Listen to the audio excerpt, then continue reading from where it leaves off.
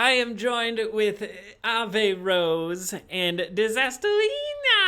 Thank you guys so much for being here. You're very welcome. Happy to be. So, you guys do amazing things on your own, and you've both been a guest for your individual episodes. I think Ave, you were like 52, I think, and then Disasterina, you are like at 50. What's that? Cut it out. Oh man, actually, yeah, that was. It's funny because the audio cut out, so I have no idea what you just said. Zoom's got your back. So today we are going to talk about you guys coming together to make this Sado Psychiatrist. And if the viewers, and if you don't know, anybody that's listening to this podcast episode, you can also go to the youtube.com/Ransig and look at all of our beautiful faces as we have discussion, because you guys look fantastic and your house looks amazing as always. Thank you. So Sado Psychiatrist. Yeah, if you don't know, it is on Amazon Prime right now, and the first thing that you should do after listening or watching this is go watch that. Binge the whole season. It's 6 episodes, a whole show, and if you like John Waters' trash cinema, just drag, ridiculous alternative lifestyles, you're going to fucking love the show. So go watch it. And your pal Sig Neutron is in episode 4, and I did the effects for it too. So let's get to where did it all begin? Well, it started with a video project that I did actually like 3 or so years ago. I had a comedy channel called Coastless on Fire. It is still up there. You can go to YouTube and see it. And it has a lot of early comedy videos that sort of predate Disasterina. Disasterina sort of came out of that channel. I started doing comedy first, and I started drag. So it's a little bit different than most people. But one of the skits that I was going to do was called Sado Psychiatrist, and I tried to film it, but at the time it didn't work out because I was the main star, the writer, the director, the set designer, everything, and I had too many hats on. You just have one really cool hat on at a time. We shot it, and I tried so hard, but it did not work.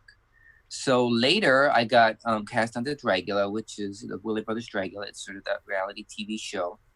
And I got some notoriety from that. And we realized after I got on the show that we could do a pilot for that idea. And there would actually be some people who would look at it. People from Out TV, the people who put out Dragula in Canada. We knew them, so we could just show this to them and see if they wanted to make it an actual show on their network, which they actually did. And so they gave us a little bit of moolah, way more money than we have ever gotten for anything. I say it's a little bit of money, and it was compared to like a big movie or something, but it was a lot of money for us. Mm-hmm. And we got funded. Which we poured every single cent into the production. Mm-hmm. Yeah, it's I think most people who get a first project that they have greenlit, they're like, we're gonna do the best that we can with this money. Mm-hmm. And they'll see, if they did that with that amount of money, what can they do later with more money? But we were like, no. We're going to do the best that we can, regardless of what money we have. We're going to fake it till we make it. Mm-hmm. And so actually, we spent way more money than we actually even received. That's true. And we never paid ourselves. Yeah. We didn't pay ourselves. From what we hear, that seems to be typical for like low budget first run for season shows, mm-hmm. is that, you got to fake it till you make it. You got to just, get all the sets put together with Scotch tape and just get it going. But also, we're all artists, so we found really interesting and cool ways to make it, the whole series look fucking amazeballs. Well, the funny thing is that the actual idea of Sado Psychiatrist, because Disasterina was thinking of doing some kind of TV show or series, and she wasn't exactly sure. Her original plan was something a lot more closer to like something more like Mighty Boosh. Mm-hmm. And And then she put out one of those surveys on her social media that was like, had different choices. It was like, if I were to do a TV show, what would it be? And the overwhelming response was horror. Nice. So Disasterina was like, well, the overwhelming response was horror, WHORE. No. I'm a whore. So second, horror. Yeah, so she and I'm the horror queen, and so she kind of looked to me and I was married like, "What?" Mrs. Halloween.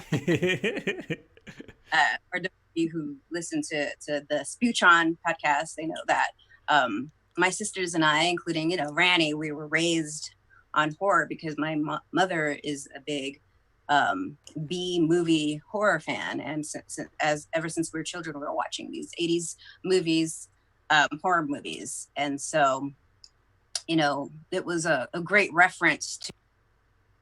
Uh-oh. Hold on. Oh no.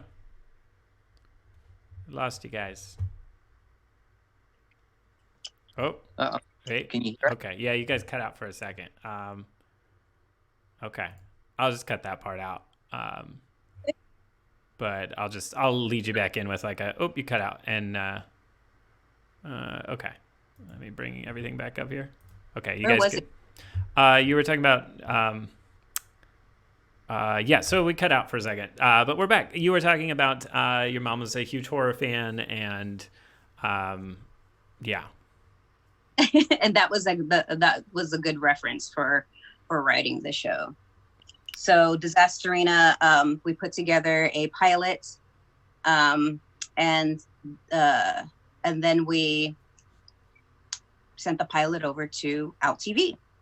And the pilot was the idea that I had before, because we already had something horror and a horror idea for a show that we could have done. So I resurrected the idea because people seem to be interested in horror because of the Dracula. Mm-hmm. So, and then what happened when you sent out the pilot? Well, not much. Yeah. And I was very timid about it. I'm not very good at being a pushy producer and watch my thing, and mm-hmm. at handing and all that stuff. So nothing much happened, and I got really discouraged. And I was going to get a Indiegogo together to raise money to do it myself.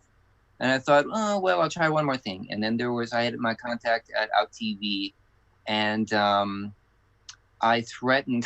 No, don't put that in there. Okay, I can't say that. I didn't threaten him. I cajoled my way into. She just double checked. I mean, she didn't double check. Like she just sent it out and didn't hear anything. Yeah. And then a lot more persistence. I followed up. She was following up on it. Mm-hmm. So. What a lot of people may or may not know is that so the original cast from the pilot was excellent. However, we both kind of felt like, this needs to be a more diverse cast.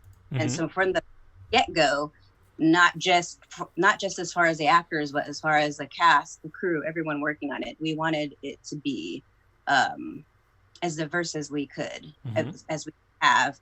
Of course, based on people's talents, but just giving everybody the opportunity that we could.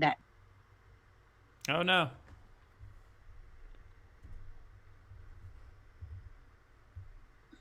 Uh-oh, lost you guys again. I don't know. Is this Zoom? I've never had that happen before. That's weird. Is it because should I not be on Wi-Fi?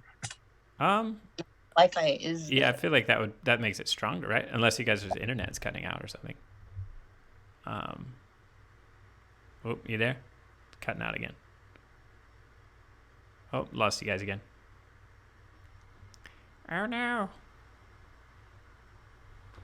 Dude, let's put it on. Oh. Give us 1 second. Okay, you guys are back. Yes. I'll just... Is there a way we can prevent it? If it happens one more time, we'll see if it's better on the network. Okay. Than on. Yeah, that might be something we can do. Okay. Yeah, let me just take a note so I can easily edit that out. Okay, so what were we saying? I was saying that even though the cast that we had was super excellent, I realized it was mainly, almost actually the entire cast was all white men. White dudes. Yeah. I think I got to do something about this. I think we got to do something about this, and not that they weren't, talented, but it's not we want to take an active role in trying to show that, there's not only just white males that are talented in this world. Yeah. So. Yeah, representation is really important now more than ever, and you guys float in such a wonderfully diverse.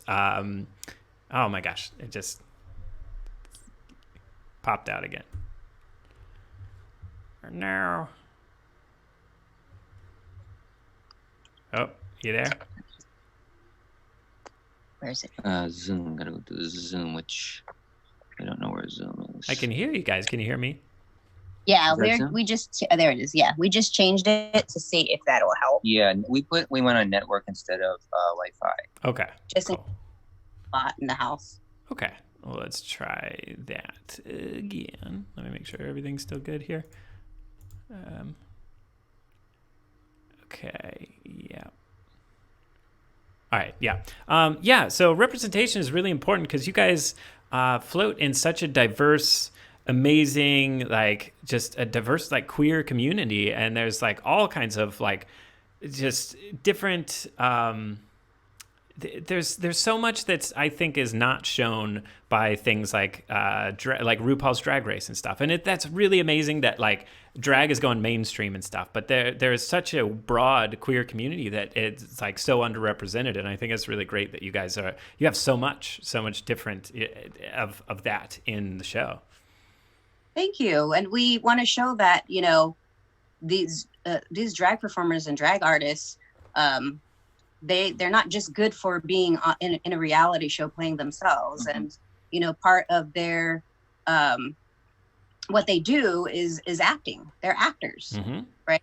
So why aren't they getting more acting jobs? And I think you talk about TV industry, movie industry, whatever, queer people are very underrepresented. Mm-hmm. So I think that our show is great for that. I think it will promote queer culture, queer people, queer technicians, queer camera people, queer everything, queer actors. Yeah. And a positive thing about our show. Yeah, and also to say, if you have a bunch of guys playing women, why can't we have women playing guys? Mm-hmm. Mm-hmm. Absolutely. Have them be lead and not like a token. Yeah, one of our main stars is Clint Eastwood, who is a drag king. Mm-hmm. Yeah. And this person is, they are AFAB, which is assigned female at birth for people who don't know what that means. Mm-hmm. And just was absolutely perfect for the role. We did a My Drag is Valid. For those of you guys who don't know, we also have a TV show on YouTube called My Drag is Valid, where we interview drag kings, queens, and everything in between. And everything in betweens. And we had Clit on the show, and Disasterina was like, I think this person might be good for this one part. Let's have them audition.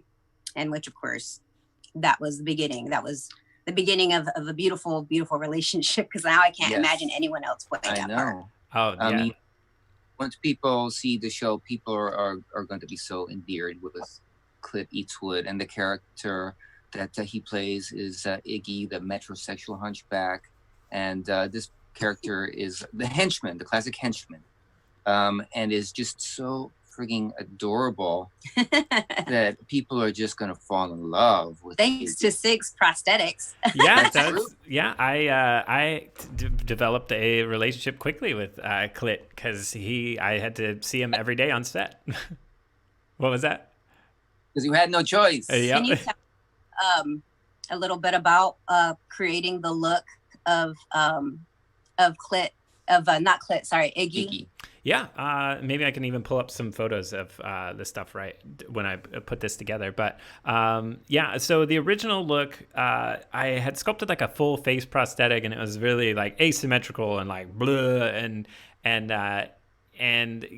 then I sent that off to you, and you're like, it's something a little bit more reserved. So then I ended up whittling it all the way down to just a nose and a forehead. And like, I'm so glad I did, because it allowed more of Klit's personality to shine through. And it's just, like the makeup with the performance is just, it's such an endearing character. Like Iggy's one of my favorites out of the whole show. I mean, everybody's amazing, but it's just something so endearing about Iggy. Well, Iggy is handsome and grotesque. Equal amounts. Pretty amazing the way you created that. It's a perfect dual situation. Just like, at one moment you're coil and horror, and the next you're just like, this dashing young man. Know him. Well, it's weird because it's a testament to your makeup effects as well as Klit's acting skills, because we wrote this character to be physically appalling and then also to be super annoying. And yet what was unexpected was that it would become a character that was a bit endearing and actually charming. Right. And that, I think, was at the combination of both of you guys together. And somehow, because Klit's actually a very good looking person. And so as hideous as you're making them, it was still their personality and their nice features were kind of melting into this weird dualism between somebody who's like full of themselves and then actually physically deformed, yet somehow sometimes you feel sorry for them or root for them. It's interesting. Yeah, and that's my favorite. Oh, sorry. Let me interrupt with just an idea. We should get to like the premise of the show. Finish your thought, and I think it's like for people out there who don't know what we're talking about. I was like, what is Sado Psychiatrist? That's a good point. Yeah. So I was just, that's the thing that I love about makeup is that you never know how it's going to come to life when you it's like I'm making a sculpture that's 2D on a stone face. And when it comes to life on a person, it's so magical and it's so like amazing. And somebody always brings an element of them into the makeup. Like Freddy Krueger is so iconic because Robert Englund shows through the makeup, And anytime to pull off a good makeup is you work with the face of your actor or actress. And and then it was this perfect storm that created Iggy. That's so cool that like Iggy wasn't even wrote that way. Oh, I still want to be on the Iggy's makeup because we have to talk about the mole. Oh yeah. Sig, tell us about your idea. So, well, I was inspired by the Robin Hood Men in Tights. There's that character that their mole is always moving around. And I just thought that was so fucking funny. It was so simple, but it was just like so funny. And I felt like it was really trashy and appropriate to just like have it like just the continuity of the mole is like completely gone. So if you watch the show, it's always in many different spots. And it's so funny because I didn't even realize that because it's so well done that, you guys talked about it and I had no idea it was happening. And then when I was watching the cuts, I was like, wait a second. I thought it was like an inconsistency for a second. I was like, wait a second, look at that scene and that scene. Did you freaking know this? And Disasterina is like, yo, this is on purpose. I was like, oh my gosh. Out of all the dates filming for like 2 months, I had no idea. I didn't even know the whole time I was like watching it. It's so fun. It looks so natural. It's so cool. Like it doesn't look like, you don't look at this and say, oh, this person has really good prosthetics. It feels like an actual character, Yeah, it feels very natural. I can't, it's funny. I see Klit sometimes without the makeup and I'm like, who are you? What did happen to Iggy? Yeah. Sorry. There's like a weird thing happening. It's like if I talk, then like it immediately cuts your guys' audio for some reason. So I'm trying my best not to talk over you guys. And then if you hear me talk, let's try to like, because for some reason on my end, it's I guess it's a Zoom feature. I don't know, but let's try to I'll try not to. Yeah. Cool. Okay. But anyway, yeah, I'll cut that part out. And I probably won't be using Zoom for any more of these, but anyways, So let's jump back now and let's talk about the premise of Sado Psychiatrist, because we're talking about the story. What are we talking about? So lay it on us. Well, Sado Psychiatrist is based on Dr. Sado, who is a psychiatrist, but also an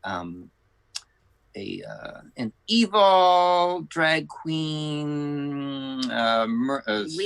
We don't say that that's the person is a drag queen. Ever. Where's the log line? Okay, listen. Sado Psychiatrist is based on a therapist, a murdering psychotherapist, dominatrix, who has a bumbling, fumbling crew to help her with her evil deeds. And it's comedy. So it's a horror campy comedy. And partially inspired by Hannibal, the show Hannibal, who's also a murdering therapist, but also inspired by, shows like The Mighty Boosh, Tim and Eric's awesome show. There's a little hint of Pee-wee's Playhouse. It's trash cinema. It's very influenced also by John Waters and all that he has done. It's very loud. It's just it's outrageous. It's in your face and it's ridiculous and it's wonderful. Yeah, and we do on purpose. We don't say that this is a drag queen. So it's just like, it's ambiguous. You don't know if this is an actor playing a woman, which is a drag queen, but you don't know if they're actually a drag queen until the grand finale where Bitch Pudding plays the character Temptress, and she kind of says something like, "Oh no, she does have a dick," kind of making going along with everybody's like curiosity. I like that because it's manly looking woman like this. How do you? And Dr. Sado gets all of her clients by putting advertisements in smutty magazines. So the people who walk through the door and with therapy are just these deviants.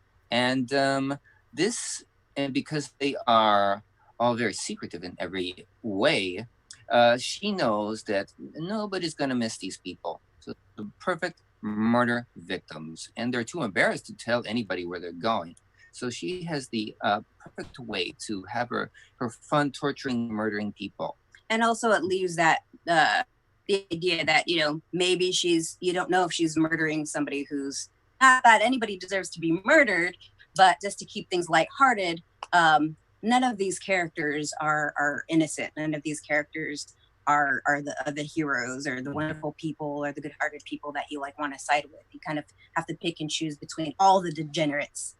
So that's storyline. Yeah, I love that because it's like that's what I was doing with the Sig Neutron sleazy universes. I like to tell stories based on the darker side of humanity. It's like all these weird, fetishy, all the stuff that nobody really wants to talk about. But it's we're all freaks and weirdos in some aspect, Mm-hmm. Oh, good. Sorry. Oh, okay. Just talking about.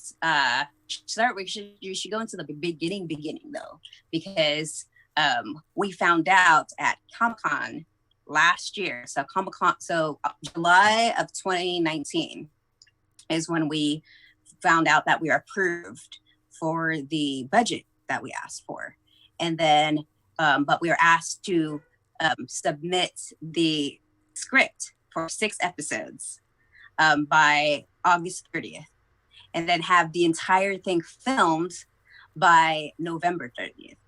And so right when we got back from Comic-Con, we completely dropped everything and sat there writing all the episodes, we had to add to the pilot because it wasn't long enough. And that was really fun. We kept going over to we had this routine where we would, we got this deal at this Thai massage place next to our house where if we bought a whole bunch of massages at once, it would be pretty much half off. And it was I don't know, $40 for an hour massage or something. And so we bought a whole bunch of heads up. We would go in and get a massage and then we'd go swimming at Sig and Randy's place. And then we'd we felt like real producers. It's a massage, go to, the mini-shaped pool, sip some soda water or something, and talk about our TV show. Yeah, we'd write, because we use the massage to clear our minds, and we use the pool to talk about what we wrote about the night before and bounce off. Like, did you like what I wrote? Because we pretty much, except for the total pilot part, we both equally wrote this show together. Right, and we but it hits a little bit, but for the most part, we had a very similar sort of like comedic style, and I listened to and I watched the shows now, and I can't tell who did what line. I remember what I wrote, and I remember what he wrote, because like there's so many things where I'm like, is this gonna work? And it's funny too, because sometimes I'll watch something and I'll go, oh man, that line you wrote is so good, and he's like, I wrote that. Maybe it's just I'm stupid. No. But so the game plan with the episodes was that we've learned time and time again that no matter how good a new idea is, if it's too new, it's not going to take off. It's confusing to people. It's confusing to people. And maybe there's no reference. Way later, after the artist is dead or the show's like 10 years old, people, because other things that come up similar that are liked, people have a reference to compare it to. People go, oh God, that was genius. Mm-hmm. People didn't realize that was so good. And we don't want to be these revolutionaries that aren't discovered or appreciated until way past our time. Like we refuse. I'm already past my prime. I'm already past my prime. So I'm in decline. No, you're not. So we decided to use our references from cult 80s horror movies as a basis to write these episodes. And every episode is based on a different horror theme. Nice. I think that's a really important it's really important to note, is because like if you're an artist and you're trying to succeed, you have to make what you do relatable. Like if it doesn't resonate with people on some level, then people aren't going to get it, So yeah, so it's great that you guys had that moment and thought about that. Thank you. Well, we decided okay, this is the first thing that people, the majority of the world, might see of us. And if they don't get it, then we'll never get a second chance. But maybe if we kind of spoon feed them little bit of what we can actually offer later, and they get used to our sense of humor, then later we can surprise them with something that's completely original, right? Which is what we actually would love to do. What kind of played out though is that we relied heavily on these influences to do our script, but we actually even used many of the lines that were in the other things. But it's so coming from such a different, weird perspective that I think a lot of people can't tell. I mean, it's blatant to me that episode 3 is based on A Nightmare on Elm Street. Yeah, so fucking obvious, but why don't people get that? That's the thing that kind of we were so worried, because we're trying to ride that fine line. And we were like, okay, we want this to be based on this so that people can get it. And we were inspired by these episodes, but we were like, oh, we don't want to be completely ripping it off. We don't want it to be like a remake. And so we were almost worried that we were copying too much. We actually took specific lines from things. And I just can't believe it. I have a friend who, I don't know if I'm gonna get in trouble for this.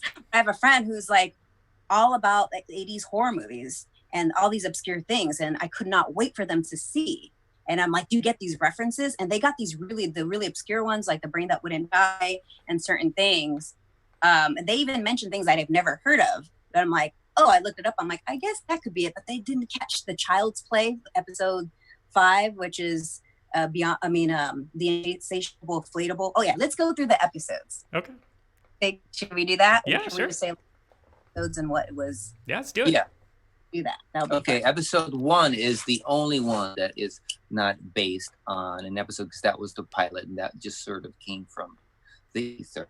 But we did throw in some bones, because even though that wasn't specifically about anything, when you think about it, Dr. Sado and his henchman, that is like a Dr. Frankenstein, right? Mm-hmm. He has, and there's actually a part where, they electrocute the patients, and with the henchman helping out. It's classic. It's very classic school, Hollywood. Yes. And then there's a reference where we threw in, which is a really tiny little Easter egg. Mm-hmm. And we were hoping that some people on Reddit would Nancy drew this, but they haven't figured it out yet. So I guess we'll throw them a bone. But we do mention hobbling, and hobbling is from Misery. Mm-hmm. So Bitch Pudding comes out. He's Dr. Sado says, can you bring, I want to make sure this patient doesn't run away. Bring me something.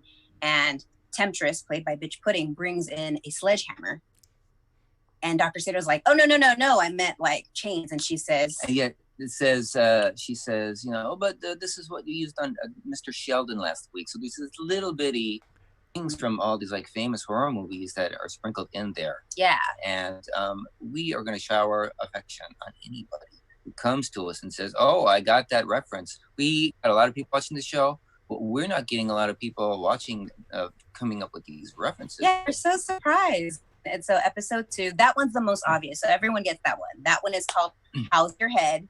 No, that episode 1 is not called How's Your Head. I'm talking about episode 2 right now. now. Oh, okay. Sorry. Episode 2 is the most obvious, and it's called How's Your Head? And it's about the henchman, Iggy, who, the hunchback, the metrosexual hunchback, accidentally decapitates a jogger, and it falls in love with the head, and then ends up keeping the head as this lover/pet in a medical contraption. And it becomes a recurring character like John B in the cabinet on Pee-wee's Playhouse. So you open a cabinet and you have this talking head. And so it's based on the movie The Brain That Wouldn't Die, which is I think 1962, 1961 horror film, black and white. Very low budget, trashy. Yeah, we even recreate the entire stripper fight scene from that movie. A lot of people get that one. But then episode 3 is called Nightmare on Hollywood Boulevard. And that one is based on Nightmare on Elm Street. The character Dream Warriors. Dream Warriors. Dream Warriors. Yeah, Nightmare on Elm Street 3, Dream Warriors. And I was so surprised that my friend didn't get that. I'm like, are you kidding me? It's like we talk about a boogeyman that can kill people in their dreams, whose name is Frida Kahlo. Frida Kahlo instead of Freddy Krueger. Although we did tell Bora to have crazy nails and she just wore a glove, but I was like, that's actually perfect because Freddy Krueger had one glove. So it made it even more obscure, but I was like, oh, people will get it. But then people didn't get it. And that whole episode was about guiding these teenagers who are in a mental ward through their dreams to try to overcome Freddy Krueger. And people haven't gotten it yet, but maybe not enough people have watched it to kind of spread the love. And the big star of that episode is Fagenstein and Abora. Yeah, Fagenstein and Abora. I like that episode a lot. They do get out. Oh my gosh. So I think this will be the way to do it. We can talk through the episodes, but then anytime like that it involves you, it'd be good for you to do it. So like tell us about making the slashes for Marxidermy on episode 3. Yeah, no, that was fun. Yeah, you had the gore gag there that I had to do the slashes on the stomach. I just used a mix of collodion and a Skin Illustrator palette to kind of like go in there. And, you do a lot of effects with cutting with cameras and stuff. I think as an effects artist, you got to know how things are going to be shot as well, because if you don't understand how someone can pull off an effect, like it's just the understanding of cinematography really helps when it comes to effects. And then also I did the demon makeup on Rani when she pops up, and that was really fun. That was actually another. I think you guys came to me like relatively close to the day, or like you were like, "Do you have anything for this?" And I pulled out the Shebop and Rock Sexy face I sculpted for her. It was like it's supposed to be a Rhino Ninja Turtles thing, but then I repainted it all red, and I think it worked really well. Yeah, it worked really, really good. That was great. We were totally impressed by everything you did on the show. We were impressed with, but what I think, Sig, you're best at is just creating a completely new identity, a new person, a new monster, whatever, a thing that's never existed before. And that seems like super easy for you to do. You just whip it together And, having Rani, we wanted Rani because this was the queen of the damned. And you made Rani look exactly like what a queen of the damned would look like. And Rani, of course, killed it and fulfilled that so easily as well. As like a very believable queen of the damned. Was the ringside coach for the evil Frida K-hole. That's when we were like, to have Rani in this as like more than just like a side character.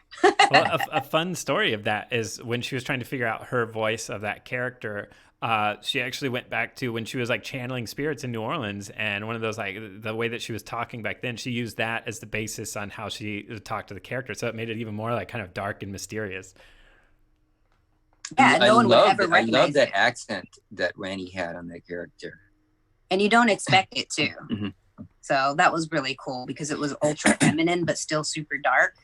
That was really great. What I really liked about your way of doing... You've lost your black magic touch. What I also like about your way of approaching the FX on the show was that realizing how less is so much more. Like in part of the episode 3, the Frida K-hole slashes makes a pentagram, upside pentagram on Fagenstein, because he says the famous Freddy Krueger line, which is, you want to be on primetime, bitch? I'm going to make you a star. And we thought, oh, this would be funny. And then he makes him a star, scratches a star slices a star into his stomach. And we were thinking you were going to make this whole skin prosthetic with like slices in it. And you're like, I don't know if I really need to do that. And I was just like, kind of freaking out about it. I was like thinking, oh, is it just going to look like this like painted on stuff? Somehow it's just you literally did just paint on stuff, but it looks so real. Like, do you want to tell us about that? So crazy. Yeah, sure. You can do a lot. Like when it comes to gore stuff, you could do a lot with highlight and shadow. Basically, it's like painting, like a 2D painting. You start adding your highlights and your shadow, and on film, you really can't tell the difference. Like I've done a lot of things, a lot of wounds. I usually never even make prosthetics for wounds. I just just highlight and shadow and a little blood, and boom, there you go. Oh, excellent. You did such a great job. Thanks. So then we move on from episode 3 to episode 4, which is Sig's episode. So in episode 4 is called... I don't remember. It's called... Walking Alien. I'm sorry. So that one actually does not specifically reference a horror movie, but just the all-time horror theme, which is science fiction, aliens coming in. And so we didn't feel like we had to reference a specific movie, because that's just such a big horror thing, is to talk about aliens, but more in a it's kind of like a weird. It's sort of like, I guess it sort of comes from the sort of alien abduction sort of folktale type culture, where it's like, the Greys and people being abducted by flying saucers and stuff like that. And there are people out there who call themselves walking aliens and or walk-ins, and they feel that they are inhabited by an alien somehow in their body. And so this sort of plays on that sort of like the UFO culture, really, than and sort of like the Greys and the UFOs. But it's also a commentary on people who are not 100% comfortable with finding out their own sexuality. That's true. So Disasterina actually wrote the premise from this a long time ago on a skit that starred Sig as the one of the characters in Sig, and Lena Lark as the two main characters. And it was based on these two, this couple that were both in the closet homosexual. And so, but one specifically thinking that he was abducted by an alien by having a homosexual experience that made him feel like a whole different person. Mm-hmm. But still at the same time not identifying with being homosexual at all. That's right. You know, there are characters' names, Gary and Gail Gray, and they really do kind of personify feelings of alienation. I mean, they don't feel comfortable in their own bodies, and they feel like, in particular, Gary feels like something is wrong. Gary is inhabited by another something, and this other something is just this hidden sexuality. So, but whenever the alien takes over his body or communicates with him, he feels elated. He feels more himself. Right. And that's like that's just a commentary on people who are just because of society telling them that it's so wrong, or they just are so afraid to be it. And these characters aren't standard. They're not self-hate. Like there's no way indicating that they are against homosexuality. We're not saying that Gail, who is a lesbian, or Gary, who is is a gay man, are against gay, being gay. No, but I think they don't hate it, but they just. But in this society, even though different sexualities are more accepted than they used to be, there's still sort of like all the stigma associated with them, and it's not easy as a homosexual to just all of a sudden just proclaim this to the world. There's sort of like family to think about, social, constructs that they, are put up there. So it's not easy. So it's sort of, I think this is a way to show that people sort of somehow still sort of try to go toward that thing that's within them. Yeah. And I think it's an amazing way stories are so important because we explore who we are in safer ways through characters and stories. And there are so many more sexual orientations now that, like, us as a society are starting to understand that sexuality is much bigger than just a black and white. There are so many. It's a spectrum. It's like, I don't think that, in my opinion, I don't know. I mean, I don't know if there is necessarily such a thing as straight and gay. I think it's you're more into this or you're more into that, and then in certain situations you might be into this, and I think if a lot more people were more honest with themselves and open about, if they didn't have to feel so like in one box or the other, I think we're really going to progress as a society, because I understand as this moves forward as why labels are important, because like people are defining things to find their tribe and things, but obviously we want to move towards a society where we're trying to label how to love people, and love is so indefinable that we're going to run into issues, Right. So in that episode, we do have the major reference is to a Barbarella. So the climax of the episode is Disasterina convinces, or not Disasterina, sorry, Dr. Sado convinces the character Gary to get into this machine that is called. We call it the enormous machine, and it's sort of it is a flip of there's a great scene in Barbarella, which is a movie from I think 1967. It stars Jane Fonda, and there's a scene where this evil, I guess it's an evil doctor, puts Jane into this thing. I always forget the name of the machine on the movie, the original thing, but isn't it called Orgasmo? No, it's not. It's not the orgasmic machine. It has. I called it enormous machine because it alludes to the original. I can't remember, but anyway, it is a giant machine that is. Its purpose is to kill people with an orgasm. So it just like Jane gets in there. Barbarella gets in there. And she breaks the machine. So this is sort of like. Gary has a similar situation, and the scene is just totally hilarious. There's a lot of physical comedy in it, and Sig, you just you just make that whole episode, and that scene is just it's just brilliant.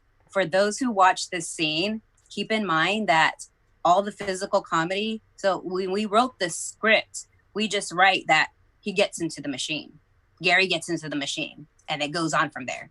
But the way that was played out, which you guys just naturally kind of, I don't know, did you guys discuss this? I don't think you did. I think it just naturally happened. I don't want to give away too much, but you guys have to watch this episode, and you guys have to watch this scene and realize that this was a naturally occurring that not planned out instance of how he gets into this machine. And it's the cast, the crew, I mean, you know, me and the director standing there, and the PAs and the cameraman and the sound guy. We almost ruined the shot because we couldn't stop laughing. We were holding our mouths shut because we were dying. And I made the prop. I made the enormous machine. I actually made it the night before. Together we did. We made it together. That's true. I'm sorry. I didn't even take 100% of the credit. But he made the actual machine, the full on the box that he goes into, and then I put on and made little electronic lights. The electronic lights and everything. So I did. So it's true. He made the machine. I made the controller. But it's kind of a simple prop, and it's you know, it doesn't compare obviously to the one in Barbarella, but you made that thing, Sig, feel like a real machine. Yeah. It's like all your movements and all your noises and everything you were doing was just, it was so hilarious. You made the enormous machine way bigger than it was. Oh, well, thanks. It's like, well, so that's the funny part, is that I love being a character, and it's like I haven't up until that point, like I haven't gotten many opportunities to act in anything. So it's like when I was there, like I was like, yeah, we didn't talk about it, and I was like, I'm just gonna go for this, and I'm gonna see what he does, that's like, you know, that to me, that's raw, and you're such good at being a character too, that it's like you just went with it, and it was like so magical because it was spontaneous. And I think that's where like really funny improv like stuff happens. Yeah, it was interesting because we had the scene where you go back in time where you're at a porno shop, and we want to thank the Faultline Bar. Oops, sorry, my leg cramps. For letting us film there, and Ruby DeFresno, who is just a genuine, amazing person who let us film there and encouraged our production. It was just a smooth process. But we just took this one room, and we just had a bunch of grid walls, and we just took our bondage equipment from home, and we just put them up on the walls, and we went, oh, here's a funny backstory.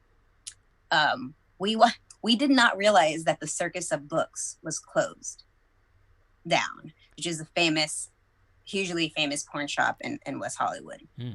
We're like, what are you gonna say? Oh no, I was just agreeing. Yeah.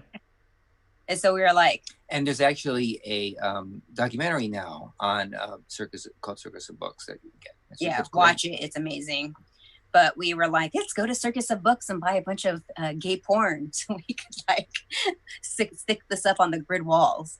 And we went there, and it was closed, and had closed like a year ago or something, permanently. And we were like, no. And then there was a porn shop like a couple of doors down that had a bunch of like VHS tapes and stuff that we were able to buy for like $1.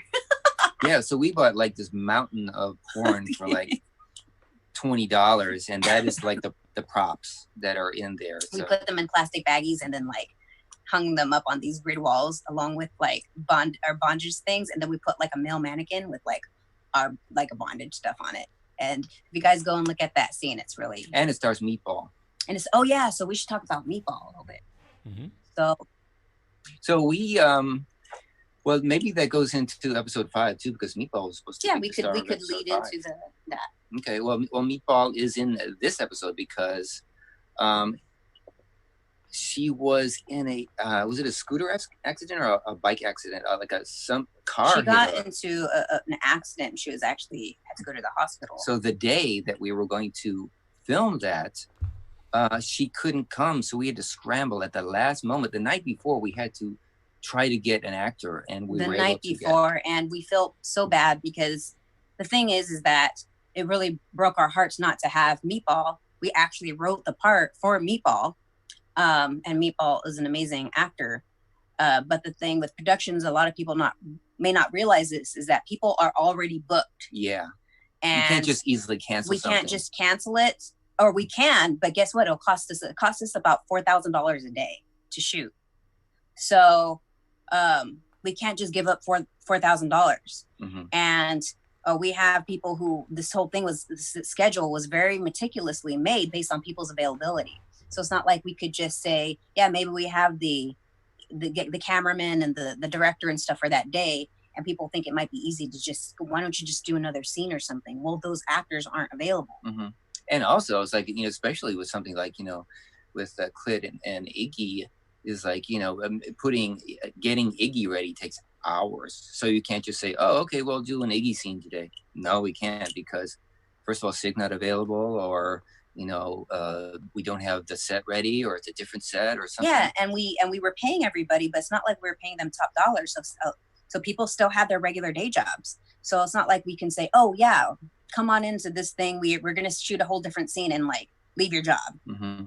So it wasn't that we didn't take it lightly at all to have to recast Meatball for this. It really, really broke our hearts. Yeah. And I hope that he knows that. But he did great in this one scene as the Sleazy Man, which is the name of the character, Sleazy Man. Yeah, I don't even want to go into explaining it. You just have to you have to see that. You just have to see it for yourself. Definitely. So, you want to say something, Sig? Oh, to wrap up the Gary Gray, it's funny because there's actually the first time I played that character was a long time ago, and like I wasn't like spiritual, I wasn't into the occult, I wasn't into like all of these like alien theories, and then now when it comes around again and a playing, like his story arc is like really similar to like me now, like in a sense of like he's like there's like, I don't even know if you guys know about it, but there's this whole sect, they call it like the Starseed community, where it's like it's where spirituality and extraterrestrials overlap. And he's like that's like his arc. He's like this weird spiritual alien kind of guy, and it's just funny. I'm like, oh my god, that's hilarious. That like he's into crystals, and now I have like a mojo pouch. I carry around rocks and crystals with me, and it's just like I'm like the necklace that I'm wearing is like only one of them was a prop. The other ones are like all of my stones that I wear. Crystals. Yeah. Actually, we should talk before we move on. We should talk about Lena Lark. So Lena Lark plays was the Sig's co-star in episode 4, and Sig is alluding to doing this in the past, and it was my comedy channel, Coastlines on Fire. One of the first skits we did was called the Walking Alien and the Shrill Soccer Mom, and Sig plays the Walking Alien, which became Gary Gray on our Sado Psychiatrist. But Lena Lark was the original actress who played Gail Gray, and there were a couple of skits with Lena. Yeah, there's this great scene that we did in a liquor store. The setup that we created as a liquor store, and she's talking to this woman who has samples of crackers, and she's she doesn't do this, it's not stated where she knows she's doing this or not, but you can tell she's so much nicer to females than she is to males, this character, Lena. And she's almost this evil, wicked witch when it comes to other men. And then as soon as another woman comes into play, she's so much nicer. It's funny. It's just that like a sample lady at a store, and she assumes that this woman is hitting on her. So she does all these like really sexually suggestive things with the cracker, which is total left, right? Which is so weird. And it was interesting because Lena, the actress, took it upon herself to take these crackers and put them on her tongue and it's so ridiculous. And chew on it in front of her like a dry cracker, the most unsexual thing you could ever think of to flirt with somebody. So that was just a great moment. I love that moment. That was so funny. She is such a good, like a tour de force, I would say. She is amazing and such a fun character to in person to just like play those polar opposites with. I had so much fun acting with her. It was great. And it's like when we did the short back then, I was like, man, I just need to know more about these people. And then when we did the episode, I was like, now I want to know even more about these people. Well, Sig, we're crossing our fingers about season 2. I really hope it happens because there's going to be a crazy episode with you and Lena Lark in season 2 where the story's continued. So I can't wait. Yeah, and you'll be part of the writing aspect of that, because I know that you have a great idea for that. Yeah, we don't want to audience just yet. Yeah. But spread the word for this show so we can get season 2 so you can see more. Everybody watching this, right? It's not for sure that we're going to get a second season. So you need to promote it. You need to watch it. You need to love on us and promote everybody, and do it now. Yeah, that's a really important note I want to make, is that, we're all people that are really trying really hard to bring our visions to life. And it's a lot of hard work, and it's tough. And you, the viewer, you hold all the power to helping us continue our dream. Because if something resonates, even if you just share it, even if you just tell somebody about it, show somebody, you are doing such a powerful thing in helping people live their dreams. And it's you don't even have to spend money, just word of mouth or spreading the word is such a powerful and very appreciated thing. So if you guys do watch it, please add a review, because that's really important. That helps things get seen. So drop those, I don't know if it's 5 stars, drop some 5 stars in there, write about it on Amazon. So that helps as well. So on to episode 5. So episode 5 is called, this one I know. When I don't know something, it's just because I'm stupid. It's not because I'm uninformed. Episode 5 is called Insatiable Inflatable. And it is about a man who comes into the Dr. Sado's office. But it's based on... Oh, yeah. It's based on Child's Play. So Child's Play, the horror movie from the 80s, where the kid has a doll that comes to life. Nobody believes the kid, and the doll is a murdering doll. And it's become this huge franchise where it's Chucky gets married, and there's Chucky's wife, and it gets crazy. So this is a huge franchise. And there's even a line in it where, one of the characters says the word Child's Play. Says, "This isn't Child's Play." And I can't believe that some people did not get that was a reference to Child's Play. And it's Ona Morgana, and she says it so clearly and obviously and succinctly. And she says, "This is Child's Play." Just like that. There's no slurring of the words or anything. It's just sort of why isn't anybody caught on to this yet? Yeah, it's a guy who thinks his sex doll is alive, and nobody believes him. And the sex doll goes on not necessarily a murdering rampage, but is kidnapping everybody. Mm-hmm. And holds the entire office hostage. And then we have a little bit of a reference back to The Brain That Wouldn't Die, because in the movie The Brain That Wouldn't Die, the head had psychic powers.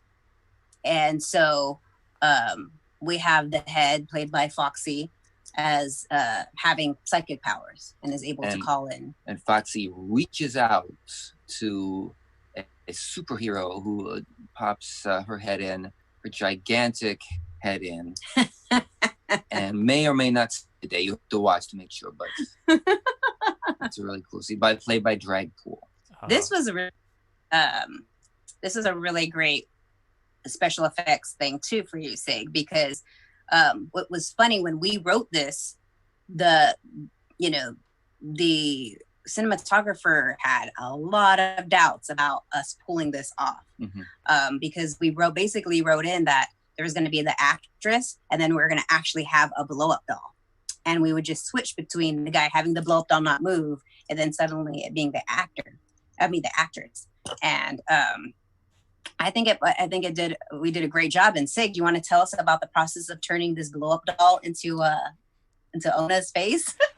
Yeah. So, we were trying to figure out how we were going to do it. And then I think we just decided the best way. I had Ona's live cast, and I sculpted sort of a more generic face over that. And then I cast up just a latex pull of her face, and then painted this, generic, I just made the lips all sex doll lips, and just painted a makeup on. And then we had Ona actually match that makeup. And yeah, it totally it worked even better than I had no doubts that it was going to work, but watching it all cut together, it feels so seamless, and it's it just works so well.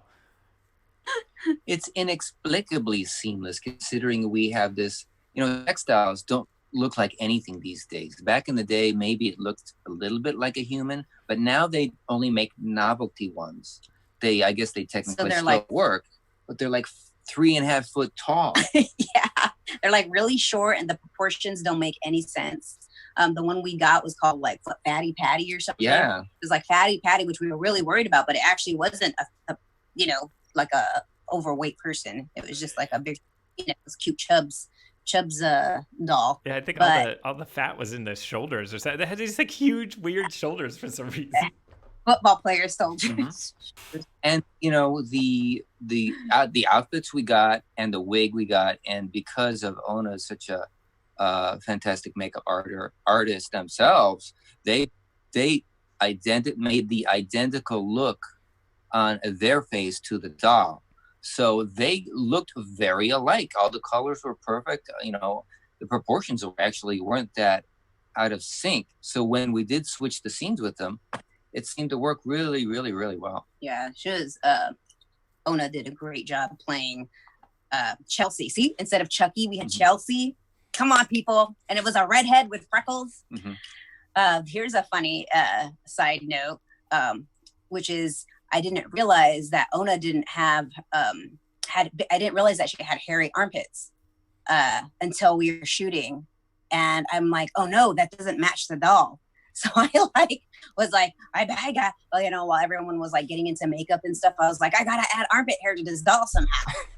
And I was like, I can't just like take, wig hair or something that's going to be a mess. So I have these, as you can see, actually, believe it or not, I have these like furry walls behind me. It's fun fur. And I have a bunch of it. And so I was like, I basically cut patches of the gray fun fur that I have. And I took Sharpies. I took black and brown Sharpies and like multicolored it to make it look like red hair. And then I like hot glued it to the armpits of the blow up doll so that it would match, because there's clearly many scenes where Chelsea lifts up her armpits and you can see that she has hairy armpits, and I'm like, that's an inconsistency. Not on my watch. So that was episode. Oh, and I'll talk a little bit about the stand-in. The last second stand-in for Meatball was an old friend of Ave's, Reginald Cranberry, a really cool actor, and they killed it too. I mean, they did a great job. This person has like a really, really funny personality, and just, not really known as an actor, but totally fucking killed it. And it's a great episode. Yeah, absolutely. If this person is very similar to another actor that you may know, it's just purely a coincidence. Yes, has nothing to do. It's not that person so don't even at all. Don't think that at all. Yeah, there's a lot of mysteries. A lot of mysteries that need to remain mysteries. Yeah, so stop trying to figure it out.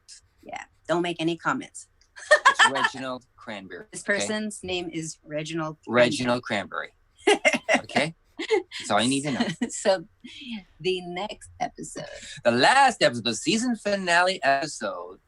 Now this is a crazy ending to a crazy series and a crazy story that how it got all there. This is yeah. It's based on mostly the ending scene to Beyond the Valley of the Dolls, which is a movie done in 1970 by Russ Meyer. It's sort of like a very trashy, ridiculous. Russ Meyer and Roger Ebert was the co-writer, but Russ Myers was the director and the co-writer. And it was an interesting movie at the time. It became a cult movie, and it was sort of based on Valley of the Dolls, but it wasn't a sequel, but it was sort of like an impressionistic continuation. I think what happened is the company, the movie company said, okay, well, we own the rights to Valley of the Dolls. Hey, Russ Myers, why don't you do, something alluding to that? And they almost took it's not really a sequel. It's sort of like something sort of in the same vein. It's a melodrama. It's that cheesy ass melodrama from 1970, and it's ridiculous. It's bizarre. and it became like a famous cult movie. When this year happens to be the 50th anniversary of Beyond the Valley of the Dolls. And but the end scene, which is what we based our entire finale on, is this amazing, crazy, epic. It's a murder scene. And it was at the time of the movie's making, it was right after the Manson murders that happened, the Sharon Tate and all that stuff. And it was the scene and the movie was sort of alluded to that very strongly. So it was a very visceral, shocking, for like a corny, trashy movie, is extremely visceral and shocking murder scene at the end. If you haven't seen the movie, you're stupid. You guys, I think you should do yourself a favor and see that movie and then watch this finale. Mm-hmm. Even if you saw this finale already, go watch the movie and then watch this finale again, because it's a whole different experience. But what we want to say is that we ended up getting one of our idols and heroes, which is an actor named John Lazar. Who is the lead in Beyond the Valley of the Dolls. Yeah, he plays this iconic character called Z-Man. And, you know, I first saw Beyond the Valley of the Dolls in like late 80s. I was going to art school. I know I'm ridiculously old. So what? But my wife is very, very young. I just got so lucky. I'm like a total grave robber. Grave robber or cradle robber? Not. Anyways, what were you saying? Anyway, so I saw it like in art school in the late 80s. I fell in love with it then. It was my favorite movie ever. So I took that in my heart all these years. And then, you know, we were doing this series and we're like, oh, you know, we should do the finale. It's a big murder scene. So it's sort of like, oh, well, we'll allude to this movie. And then, you know, we were writing it and everything. And then... Which Disasterina basically parodies Z-Man. That's right. I parody Z-Man, who is the main character. And I thought, well, you know, I wonder, you know, we live in LA. I wonder what the actors of the show are doing, in particular Z-Man, played by John Lazar. Well, maybe he's still in town. Wouldn't that be weird if we could, you know, just find him and we could hire him to be in the show? And it seemed like a total pipe dream. But I went on to IMDb and I saw that the most recent thing that John Lazar did was a music video that was done like maybe 3 years ago or so. And I'm like, oh, I'll check out. It was like a year ago. I think it's really recent. It was either 2018 or 2019. I don't remember. But anyway, I was like, oh, I'll go check out the video. And I looked at the music video and it's like, wait a fucking second here. That man, John Lazar, is in the house of one of our main actors. One of our main actors. Oh, we didn't even talk about him. We will. But Sean Forrester plays Mr. Johnson, and his main episode is like this episode 1 where he gets tortured and turned into a zombie sissy maid. But I was watching this music video of some random band, and John Lazar plays the devil in it, and he is sitting in front of Sean Forrester's sculptures in his fucking house, and it just blew me away. And I was like, it might have been like 4 a.m. I just called up Sean Forrester right there and then there. I was like, what the fuck is John Lazar doing in your house? This is crazy. And then Sean gave us the number of... He gave us John Lazar's number. He contacted the director of that music video and got the number from her. Her name was... her name is Kansas. Her name is Kansas. And she was in... She's an actress, and believe it or not, this is another weird circle. She actually plays one of the Manson girls in the movie. What's that? The last Quentin Tarantino movie, something Hollywood. about Hollywood. I can't remember the name of it. Once Upon a Time in Hollywood or something like that. Once Upon a Time in Hollywood, and it's sort of based on the Manson murders as well, sort of like a different take of it. And she plays one of the Manson girls, right? And so apparently she gave the number to Sean. Sean gave it to us, and I just cold called John Lazar, and it was like it was so surreal. It was so bizarre because John was. He answered. And he was fucking with me the entire time. He was pulling my leg. He was pushing my buttons. It was great. He was so charming. He basically Z-Man had to be written for him. I mean, his name is John Lazar with the capital L. I mean, capital Z, and then he was called Z-Man. So we're like, dude, John Lazar is Z-Man, and he's fucking with Disasterina right now. And I was like, I'm on the phone with Z-Man right now, and he's giving me hell. I think in the best possible way. I mean, he's that kind of person. He pushes you to the brink. He's got like very lightheartedly. So not being an asshole. Not at all. But somebody who's like fucking with you. Basically the ultimate troll. So Disasterina is on the phone with John Lazar, and I'm sitting there because I could hear everything. And I'm jumping up and down, and we're like high-fiving each other, and we're laughing because John Lazar is like fucking around. And we mentioned the show, and he's like, John Lazar basically is saying, he's down with that, with whatever, but he needs to have it be very respectful. He's like, this is going to be the 50th anniversary. It's going to be Beyond the Valley of the Dolls is going to be on the Criterion Collection, which is extremely, prestigious and an honor. So, he doesn't want to do anything that's gonna damage we're making fun of it in a negative way. So it was an homage, and so he said, "Go ahead, send me the script," and he ended up being in it. And the funny thing is that because John Lazar is 82, 84, 70. He's 74. 74. Sorry. He just had a birthday. I think it would have been his. Is it 74 or 75? I'm not sure, but no, he's he was very, very young during the movie. When you see him and you talk to him, you can't even tell how old he is because first of all, he looks great. He looks amazing. And then he just feels so young. Mm-hmm. He just has this great charisma to him. So that's the reason why. He might as well be 100 years old to me. I can't tell. Mm-hmm. But anyway, we didn't want to put a lot of strain on him because we didn't know him. We didn't know this at the time when we were talking to him. And so we wrote a part where all he had to do was lay in bed and play himself. And it's a dream. So like, it's like, he wakes up and he calls Kansas and, relates this crazy dream. And the dream, of course, was the episode. So the entire episode 6 is John Lazar's dream. And he describes the dream to Kansas on the phone.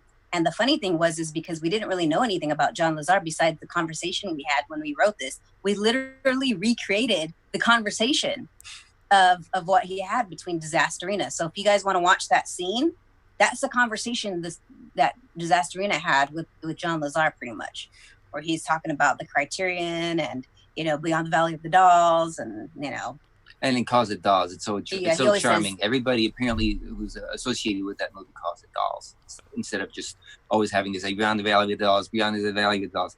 So it's like refers to it as Dolls. Yeah. Wow. And he kind of makes fun of himself by saying, don't worry, I'm not going to do any trashy, because this is the 50th anniversary.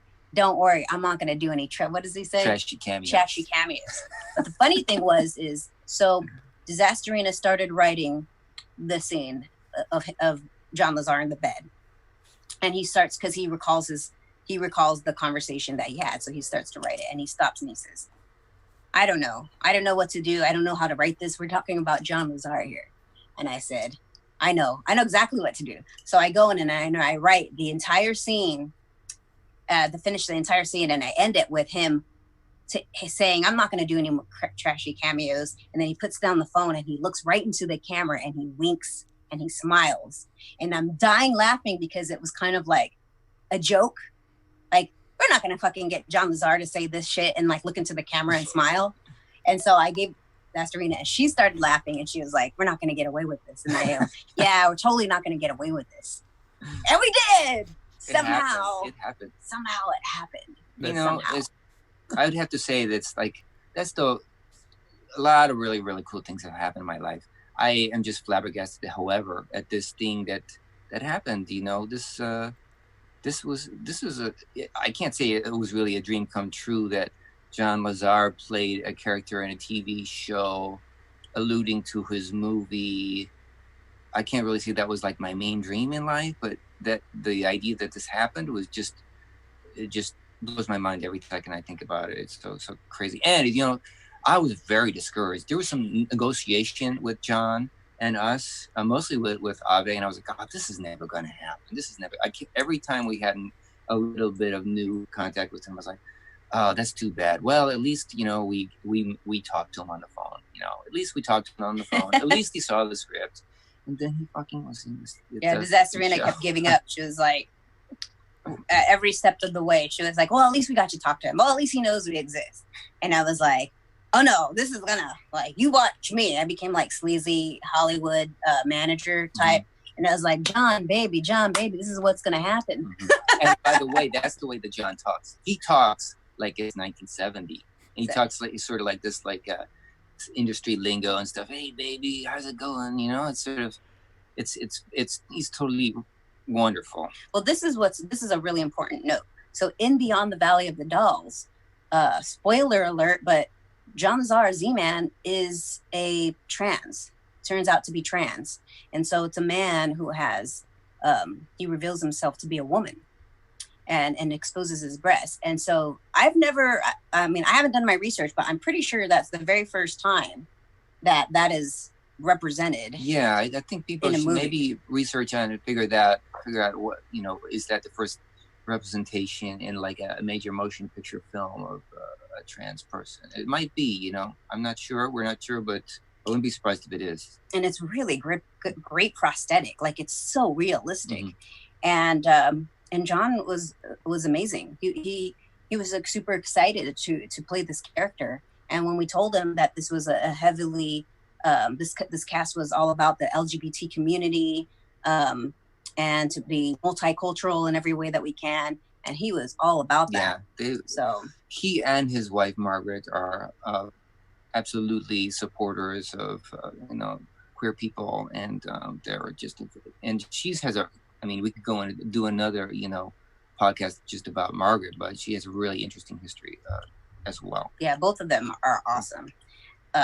But speaking of Beyond the Beyond, which is what episode 6 is called, we have another fun surprise that we will reveal right now, which has a lot to do with you, Sig. Oh. Right? So we wanted to, because we were like we said, when we were writing this, we wanted to blow everybody's mind away. So we were pulling out all stops.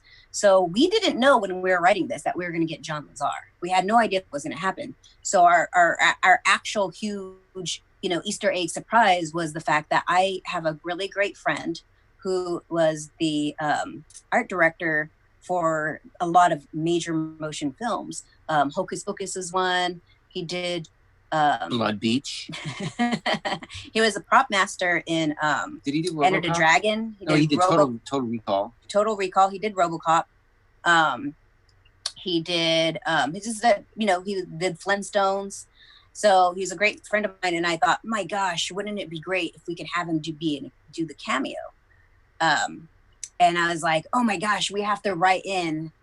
So I had the idea of, like, at first we thought, well, maybe people would be tripping out, and for some weird reason we would just have him there, like, peeking through a window, and I was like, no.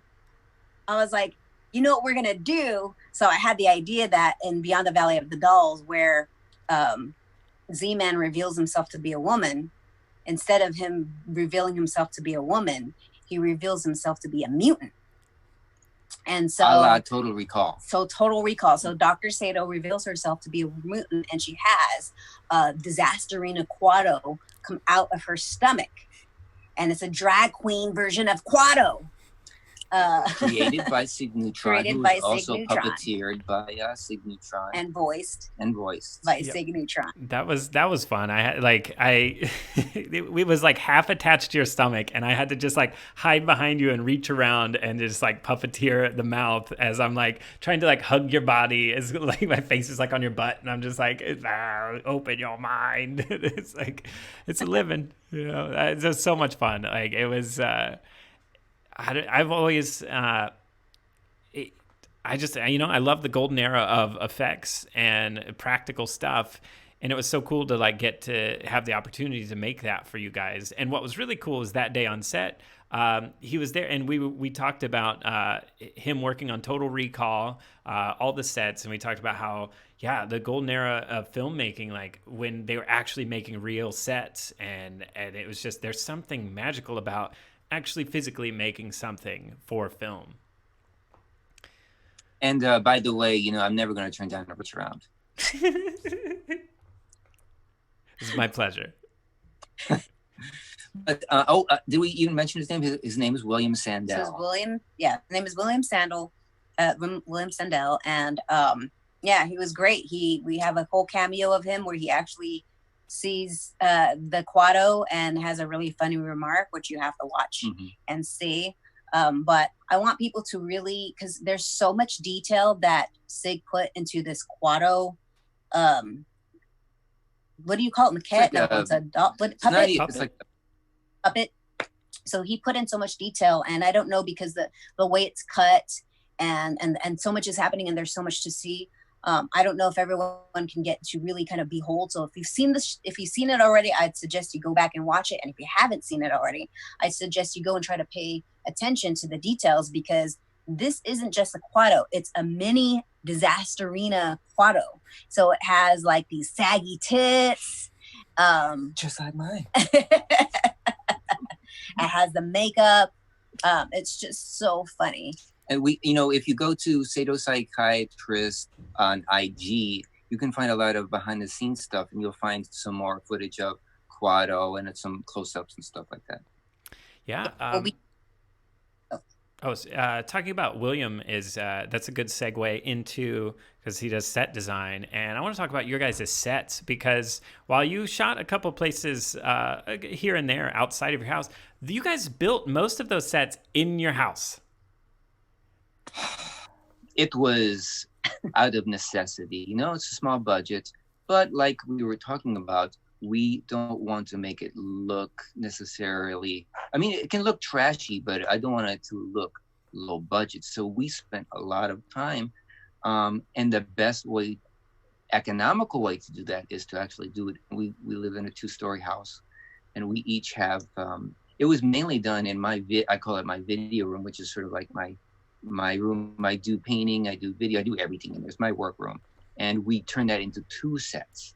And we turned the bottom floor of the house into 2 sets. And so, but because of Ave's beautiful artwork, and she collects all these other antique things as well, and like we both collect props and stuff. So we were able to make these rooms look more than just like a very hastily, cheapo put together set. It actually looks really, really cool. And, we did that through necessity, because we had such a small budget, but it turned out real good. Right. And I want to challenge people. I get a lot of comments where, people saying like, oh, this is low budget, but I love it. And it's like, I'm trying to figure out what about it looks low budget to them. Because if they really saw the caliber of the sets and stuff, this wasn't just thrown together, and this is like actually a real house, and the art, the props you're looking at is actually real artwork. So we didn't get a lot of money for this. We got a decent amount, but we put in so much. We used a lot of our own stuff. Like we said, we turned our entire house into sets, which was insane, and. But yeah, a lot of these things weren't props. They're actually were legit items, including the swords. So I wasn't using. I'm probably going to get in trouble for that. But we're actually using real swords in this stuff. It wasn't like a prop sword made out of foam and latex. It was like metal and brass. Mm-hmm. And the things that you're seeing in the back weren't like plastic. They were actually brass, wood. Sculptures and stuff. So marble sculptures in the background, actual oil paintings from the local artists that we collect from. Mm-hmm. So I'm just trying to think like, what about our sets or our production makes people feel like it's low budget. I think I don't think they really want to use the word low budget. I think they want to use the word indie, because you could tell we made it ourselves. Mm-hmm. Yeah. I think it's also the trash, the dialogue is uber trashy. It is full on. So I think people maybe watch the way we treat each other on the show and think, oh, this is so, Well, I think that everything's trashy, but the sets are actually way less trashy than we are. Yeah, well, I think low budget has become it's a genre and it's a sensibility. I think it could be used in a context that's not necessarily like a bad thing. I think it's just it describes a feel in a sense, but like not in a like. I think the reason why they love it is because they can tell that the artistry. But I think it's trashy is what they're implying when they say that. Mm-hmm. Which I mean, go ahead. Oh no, go ahead. Oh, I was gonna say, which it's like uber trashy, and that's why I love it. It's Well, yeah, and there's particularly the break room. So, like the break room, Disasterina wanted to literally look like a trashy break room. So she took, a part of the room in her studio and just took everything down, and then threw up with like a broken air conditioner, like a shitty. Like it's supposed to look like a shitty. We took out like old lawn furniture from our backyard, didn't even clean it up, and made that because we wanted to show that was like what a corporation or what like a workplace would be. Yeah, they don't put any. They don't decorate the break room. They don't want it to look nice. They don't care about that at all. Yeah, think about like a break room from like an old supermarket or something. That's sort of what I wanted it to look like. Just a bunch of like grime on the walls and is like crappy carpeting, and the table I found in the garbage and the chairs were out in the yard and had all this like mold on them and everything, and I just wanted to make it look like it was just like an awful place. So it's supposed to like not a totally, and it was amazing. Like you walk in and it's like one half of the room is Dr. Sado's like office where she treats patients. It's all gothic and awesome and weird and scary. And then like the whole time we were filming that scene, like I'm staring at like the shitty break room, and it's like it's so convincing as a shitty break room that it's like that's the problem is when you do something so well, people don't even realize that it was done in the first place. They think, oh, you probably just shot it in some shitty like break room somewhere, but it's like that's your house, and you put like every single thing was art directed to look like a shitty break room, and that's like I'm just so blown away. Like I would love to see, because you guys do the Sado Trash Tales on your guys, and I would love to see an episode just based on the sets, because like that alone, so much work, and just seeing your guys' house morph every time I would come over is like, man, I was blown away. Like you guys did such a good job. Thank you. Speaking of like budget or whatever, one thing that we were really proud of was the 3D visual effects. And it's interesting because we had 2 people working on it. We have 3 people working on it, who are all very amazing. But what's interesting is that I did Sexy Ferret, so that was cool. Disasterina did some stuff too.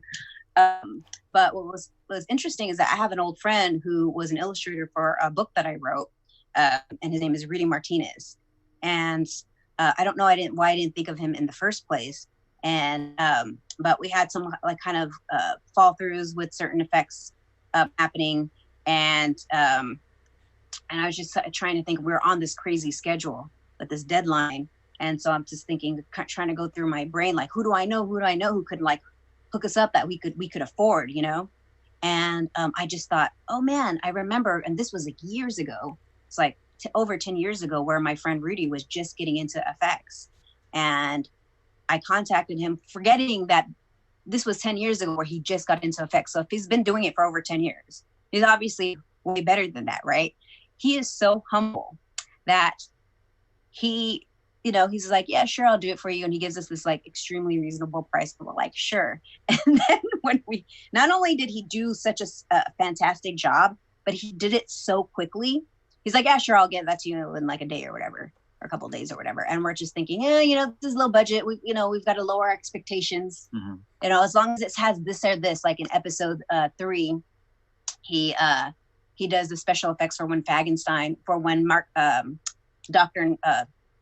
Mr. Knapp turns into Fagenstein and becomes this super Fagenstein. And all we wanted was a little bit of lightning on the hands, and where Frida K. Hole explodes. Spoiler alert, right? And he went so far and beyond that we were like laughing so hard because it's just like, obviously, you know, somebody had this really funny comment. So fast forward back to episode 6, he did this, Rudy Martinez did the effects for this scene where we're all hallucinating, the cast is hallucinating, and they're saying they're doing like the juggling of these like hallucinogenic like balls, different version of what they're seeing as energy balls that they're passing around. That's hallucinating. That's right. It was sort of like something that we actually used to do. We used to get crazy wazy, and then we would actually do this. We would have an imagined ball, and you would pass it to the next person, and each person saw a different thing. So this was the idea for the scene. So that's true. That's good to talk about, because when we would go on a psychedelic trip, it wasn't when we go on psychedelic trips, it's not just to get fucked up or whatever. We go to kind of expand our mind and to push the limits. And we usually do it with a close group of friends, and we do these experimental games to can kind of you know, to enhance the experience, but also to kind of know how far our brain can go and how connected we could feel. So part of that, the games that we play, is as soon as we were all feeling it, when we'd be, you know, tripping, we would take energy ball and we would toss it to each other. And so that was the inspiration for this scene. Well, we have Rudy Martinez, and we're like asking him, oh, can you create this and this? And he did such a good job that we had a friend who was like, oh, would you get the person who did like Spider-Man, who did the effects of Spider-Man, to do this last episode or something? Like, it looks so bro. It's funny. It's like, we're so low budget, we're so trashy, right? And then this guy Rudy comes over here, physically, buddy. He comes over on our video. Our project. He comes into our project and it makes it look like $1 million, but in a sort of like, in a ridiculous way. Yeah, we asked him to like make somebody like actually juggling balls, like real balls, like testicles, and balls. And that's just the most ridiculous premise, but done at such a high end, in such a high end fashion that it's just too hilarious. Yeah. So it's like that's why I guess that's why I got a little like, what about this production is making people think that this is a low budget? Because even though that was very affordable for us, that would be the kind of special effects you see in like $1 million movie, like millions of dollars movie. That's high special effects quality for juggling balls. The highest of quality, the lowest of trash. Great combo. So shout out to Rudy Martinez. Thank you for saving the day and giving us a great deal. And we can't wait for season 2, because he's going to be working on every episode. Yeah, but all the people that did the effects, they did amazing jobs. And let's talk a little bit about the cast and crew a little bit. I mean, because everybody sort of came on, with a cheap price, and a lot of people, was a labor of love. They really enjoyed being part of this crazy, unusual thing, And I think the thing that I appreciate the most is when the people who are part of it made it their own thing. I think there was like a few actors that really did that. And I think Sean Forrester as Mr. Johnson was super enthusiastic and dove into it. Foxy Ajwe as Foxy Lade was spectacular, really just made this thing their own creature. And of course, as well, just became Iggy and Bitch Pudding, who did a lot of ad-libbing, and she was part of the cast from the get-go. She was in the original pilot. Not the original skit, but in the pilot that we showed out TV. And you can tell that's solely Bitch Pudding's personality. A lot of the clap back was just her ad-libbing is really hilarious. Yeah, almost everything that, well, not almost everything, but a lot of stuff that Bitch, since it was not in the script, just came up with it, and we sort of workshopped it right there on the set.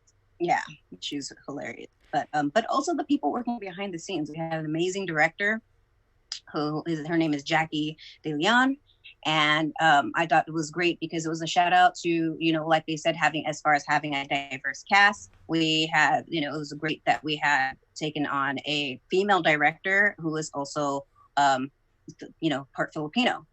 So and also a drag king who appears in episode 6. Yeah, and she has this great drag king character called Skirt Cocaine, and but so and then our cinematographer who is Brent Bailey, who's and amazing.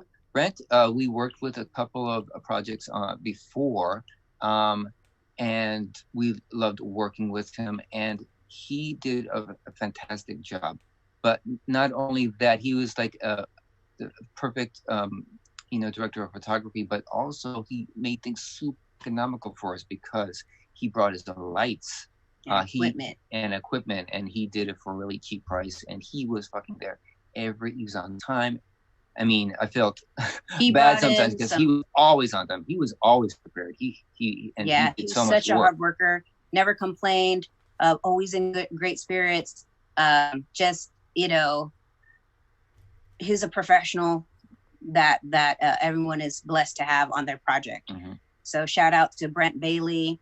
He brought in some amazing second cameraman. That's right. And he went ahead and he got the cameraman that we needed. So we appreciate that as well. He got some great people. We had some amazing sound people, and the sound was vital to the show. And that, I think, is really when you can tell if something is low budget, is the sound design. And so we have some amazing shout outs. We have Jonathan Millette. We have Joe Bartone. We have Zach Landreau. We have Shem. Kim Durson, I believe his name was. Yeah, I think Kim was only on one. Yeah. But it was difficult to get a lot of people from the industry to do this because we are a low budget. So people, we were paying them. We were paying them. What I would, if I get that a day, I would be pretty fucking happy. But it's different when you do a job, like say maybe a job in Hollywood or something. Of course, there's a minimum and that sort of thing. So we had to sort of be very economical about it. Nobody got. And these were long days. Some of these were 12-hour days. Mm-hmm.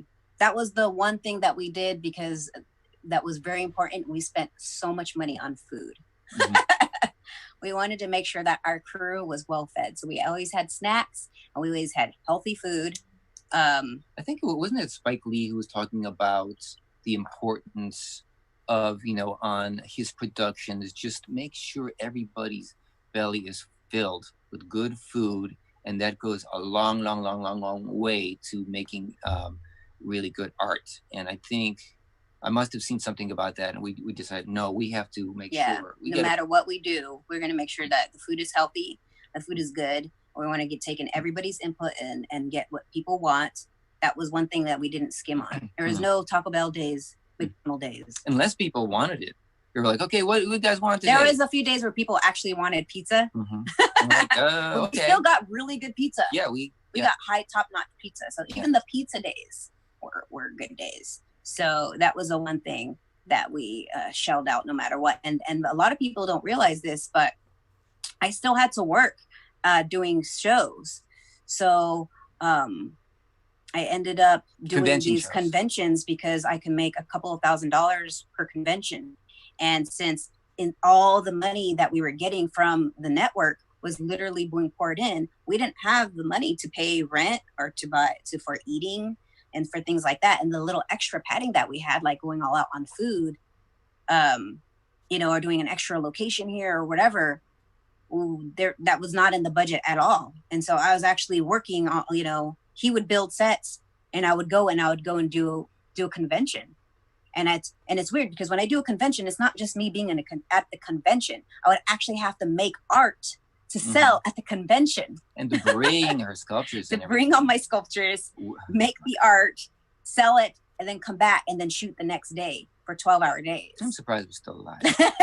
It's the best time of our lives. Yeah, I mean, that was, I commend you guys because I was there, I wasn't on set every day, but I was there a good chunk of days. But your guys' set, just out of necessity, the schedule was brutal. And what from start to finish, how long was it that you guys finished it? Shot all the episodes?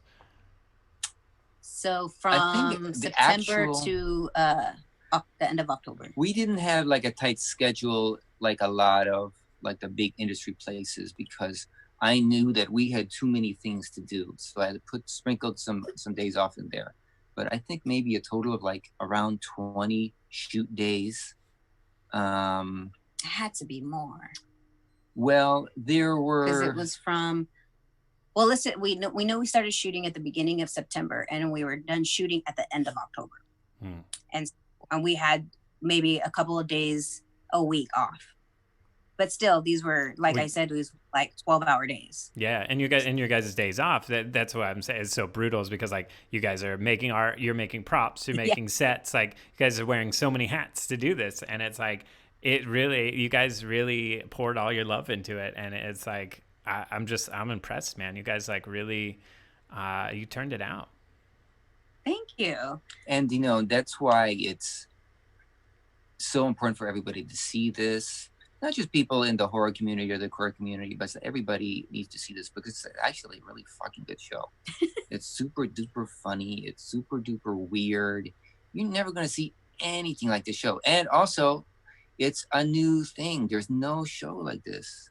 And it is difficult to promote because you would think, everybody because there's so many stars from Dragula in our show. I think there's like 7 Dragula stars appear in our show, and you would think like, like everybody on the Dragula Reddit is going to be posting about this every day, all day long, forever. But it's a different animal. It's like, Dragula is spoofing a reality show, and it's spoofing another reality show, which is spoofing another reality show. And we're not doing a reality show. This is a scripted comedy. It's a scripted comedy. And even though we feel like a lot of these, reality shows are comedy shows, they even have literally have comedy skits as part of the challenges. Mm-hmm. We thought that it would be that all these fans would run over and be like, "Oh, there's a bunch of drag queens in a comedy, drag queens and kings in the comedy, featuring some of our favorite drag queens and kings." We just thought they would all run over. And I think it's the same thing that we're talking about at the beginning, that it's so new that it's kind of a scratching of the head. It's like, oh wait, these are queens are playing themselves. They're playing a character, they're acting. Mm-hmm. And so if you give it a chance, you'll love it, but it's not this automatic. We just thought, we thought we were being clever and we just thought instantly all these fans would jump over, and it's not the case. We have to work a lot harder to get people to watch this. And we are, believe you me, we are working hard to promote the show and everything. And it's not that it's, people are watching the show. It's just that we have to work. There's, nothing's being handed to us. Like here's your show and here's your audience. No, you have to fight for it. You have to kick people in the teeth to get to watch whatever it is look at whatever it is you're doing. And you just have to continuously keep your pedal to the metal and do it and do it and do it and do it and do it. That's what we're that was the hard thing about the pandemic, which was, on one hand, we were like, oh, great. This is the time for people to watch a TV show. This is the perfect time to watch a TV show. We actually had really high hopes at the beginning because we were like, well, at least we have this TV show. But then we realized, how do we get more people to watch it than just our circle of friends and fans? How do we do that? Because without a budget. Well, because what we had planned was going to do all our regular huge conventions where 100,000 people go, Comic-Con, Monsterpalooza, all these major events that we were going to go and completely DragCon and hand out flyers and tell people about our show. We completely lost that. Yeah, we would have had face-to-face with tens of thousands of people that we can promote to, and that's gone. So now we have to do whatever we can only online, which is, it's hard to promote online. There's so much, so everybody's on social media, so you have to really, and there's only so much you can say to the people who have already seen it, or and believe it or not, there's so many people who are our greatest fans, and they're like, "This is great, yeah, I'm gonna watch it," and we're like, "Why haven't you watched it yet?" You know what I mean? Yeah. You can't be mad.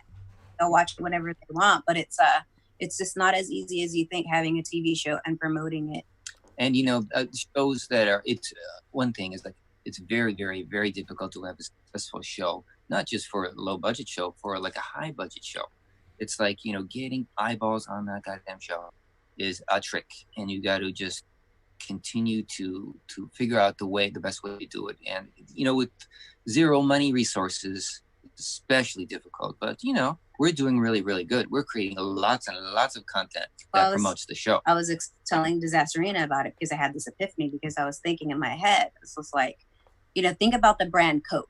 How much money does Coke spend on promoting themselves? And you think, why do they still even have to do that? Not only is that just this brand that everybody knows, and it's already in every single restaurant, every country, and it's also addictive. Why would they put in all this money in? It's because that's how much people have, and that's how short our attention spans are as people.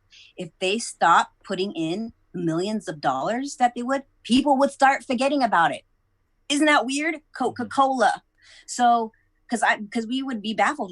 We would be thinking like, how is it that at least the amount of people who are our fans on Instagram are not watching this show? And we're like, how come some of the people who are like our greatest fans still haven't watched the show? It's not like there's anything wrong with them. It's just that's the way people's minds are. You have to really pound it into them. Please watch the show. Please watch the show. By the way, do you remember we have a show? Guess what? We have this great show. And people are like, very innocently like, oh yeah, I remember that show. Shit, I've got to watch it at some point. You just got to keep keeping it, It's so weird to think that we have to do that. But if Coca-Cola has to do it, surely we people have to multiple times from multiple different places, not just our show, every show. So you just have, there's nothing, there's nothing special in that sense. It's like you always have to promote whatever it is really, really hard. You just have to shove it down their throats. That's one of the hardest things like I had to learn as an artist is like, I learned this really hard with Bizarro A Go-Go. It was like, we poured all this work into it as this huge project. We were so proud of it. And then I just thought, man, we're just going to, once this is done, it's going to be easy street, man. Everybody's going to love it. We're good. And then it was like crickets. And it's like, it found its audience for sure. But it's like it's so hard that just doing the creative work is only half of the work, because then you have to sell the creative work to the audience. And that is a huge job in itself, that there's like, it's constantly evolving, like trying to, like you said, like COVID got in your guys' way. Now algorithms are like screwing artists over. It's like, we're fighting this crazy battle of like, how do we get our stuff seen? Because you and I know, like if everybody that would love our stuff saw it, then we'd be good. We'd be set, like boom. But it's like, how do you get those people to see it? Yeah. And the crazy thing is like, especially with Bizarro Go-Go, is that every single person who's seen Bizarro Go-Go or anything associated with Bizarro Go-Go is like, this is the best thing I've ever seen. I want to see more, right? So it's not that even that we presented it and we had to convince people to like it. All we have to do is get people to see it and they're in love with it. Yeah. So it can be very discouraging. And think about these advertising agencies and how they make so much money. And it's not because they're doing something that anybody could do on their own. Like, why would they make so much money? Because it's that important. And we can try to do it on our own, and we are, but people have to realize how mentally exhausting it is to not just make something, but to be the person, the advertising person, to promote it.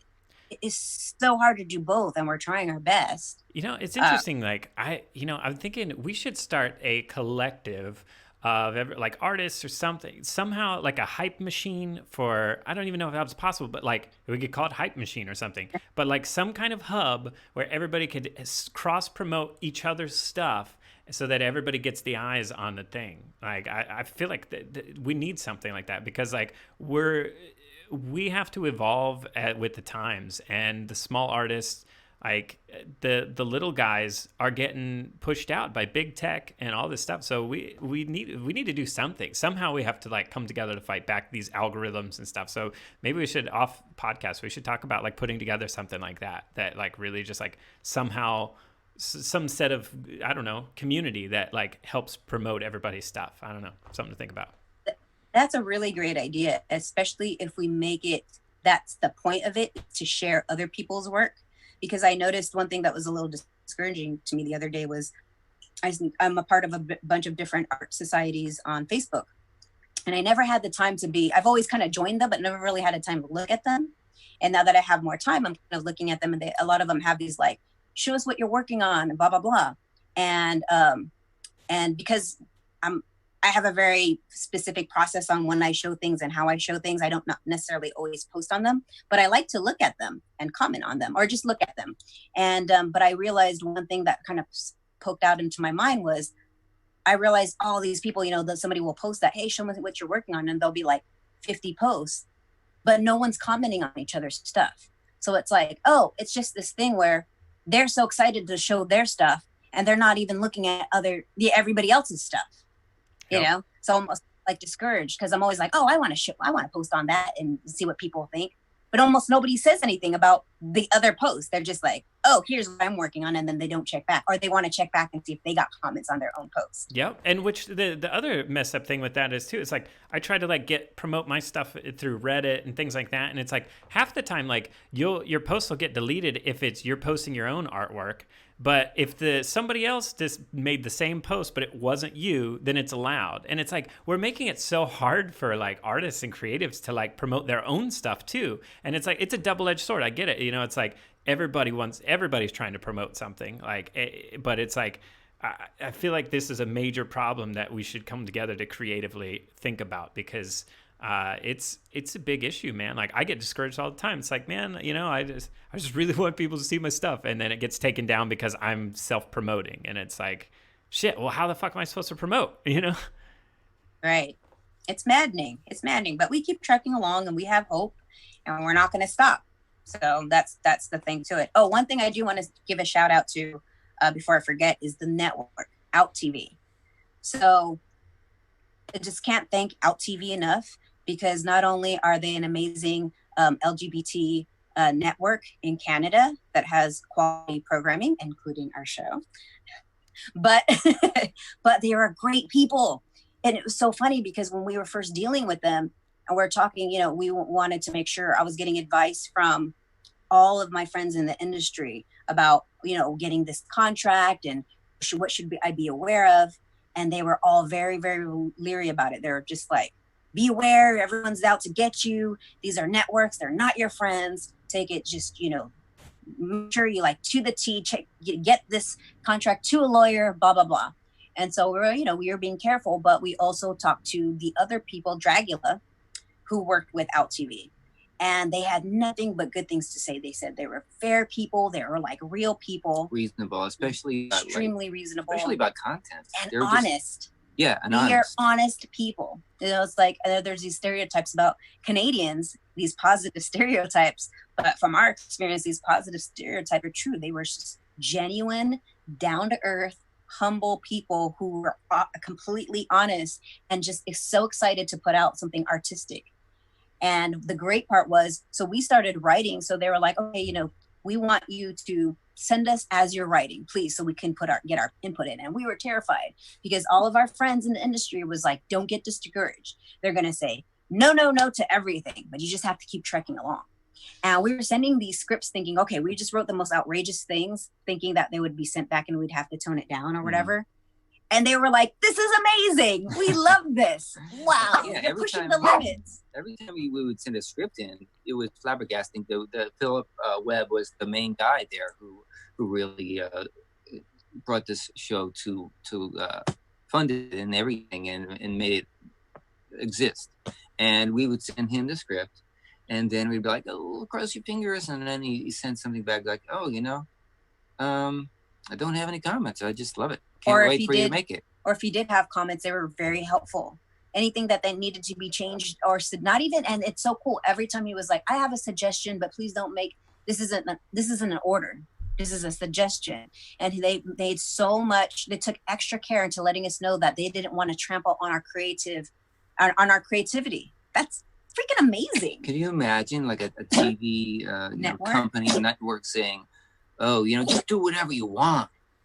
And then whenever they asked us to change something, it was pertinent. It was actually helpful. And we're like, oh, yeah, that's true. We didn't. We should mention this. Yeah, we agreed with them, I think, on everything. Yeah. So, you know. And most people don't realize that to get a film or a show made. There's so many cooks in the kitchen that it's like there's really like the product, the end result half the time is barely a semblance of what the original creators wanted it to be. And so for things to get made like this and for companies to operate that way, these are the companies and the artists and the creatives that we need to be supporting, because we need to reinvent what it means to create. Because big Hollywood, all this, it's like, it's a nightmare, man. It is people just like, they care about the money, they don't care about the art. And that's why like the industry and the movies coming out, it's like, it sucks because they're just trying to make money. They don't care about making good content. They don't care about the artistry. They just want, how can this make me money? So when like people like us are like working at like lower levels and stuff, like this is what we should be. We should do our best to support each other. We should, as viewers, we should do our best to support and share. And like the viewers are the hype machine for this. And you guys are so important when you view content and when you share things and when you comment and you engage with the content. And it's like really important. Realize that as a viewer, you have so much power. It's true. Thank you. Couldn't agree more. Yeah, and just once again, a shout out to Out TV. People support that network. They're a small network, but do whatever you can. If you can subscribe, if you need to subscribe to them, if you need to go, normally you pirate, I get it. If normally you pirate a show because you can't afford it, don't do it to that network. Pay whatever they are asking for, because they're paying their workers and they're paying people like us very reasonably, as much as they could afford. And they're bringing like some really important voices out to media that don't get enough. We don't get heard enough. So it's like, they're really doing an important thing, and they're not trying to make $1 million. We did put in some gifts for them when we were writing the show. So in like the first couple of episodes, in the first episode or two, we had sexy shirtless men, which that's is right. That was the one comment that Philip, one of the executive producers, said. It was like, "Oh yeah, look at the script. We really." What about some sexy shirtless men in there? Just because, our audience really love that. It was really funny because we had a couple, he was referring to Sean, and he was like, "Oh, could you guys have more sexy shirtless men because our audience," and I think he was just joking around. And we completely wrote in a sexy shirtless man, or as many sexy shirtless men as possible. Yeah, just to be funny, but also just to please them. Yeah. And then we ended up even adding a character called it's the shirtless mailman, played by Anthony Tadros. Yeah, I love that character. And it was just sort of like, a little bit of sexiness in there to entice people, but it turned out, so good. And we're going to have Anthony back on. Anthony was great. And I want to give out to, we haven't talked enough about her, although we're going to do Sado Trash Tales. Are about to put out Sado Trash Tales about her, but Foxy Ashway. I want to say Foxy Lede because the character's name is Foxy Lede. But let me just say that Foxy was such a professional, but not just a professional, but like the hardest working person that we had the pleasure to work with. Not only was she there with her lines learned, doing amazing, crazy physical, like stunt moves on her own, because she's a very physical person. She's an amazing performer, but she had to stay in a cabinet almost the entire filming because she was a decapitated head. So what a trooper. Really hot days. What a trooper. I had to make this in the break room upstairs. I had to make like this cabinet where she could sort of like cram in there and have her head poking out into this weird machine on a hot day. Never complained, never asked to leave, asked when the scene was over, asked if she needed to stay longer. Get this, on days that she wasn't working, she wanted to come in as a free PA just to help us out because she was so thankful for being on the production and she wanted to know more about the production. Wow. And then on top of all that, I have to tell people this.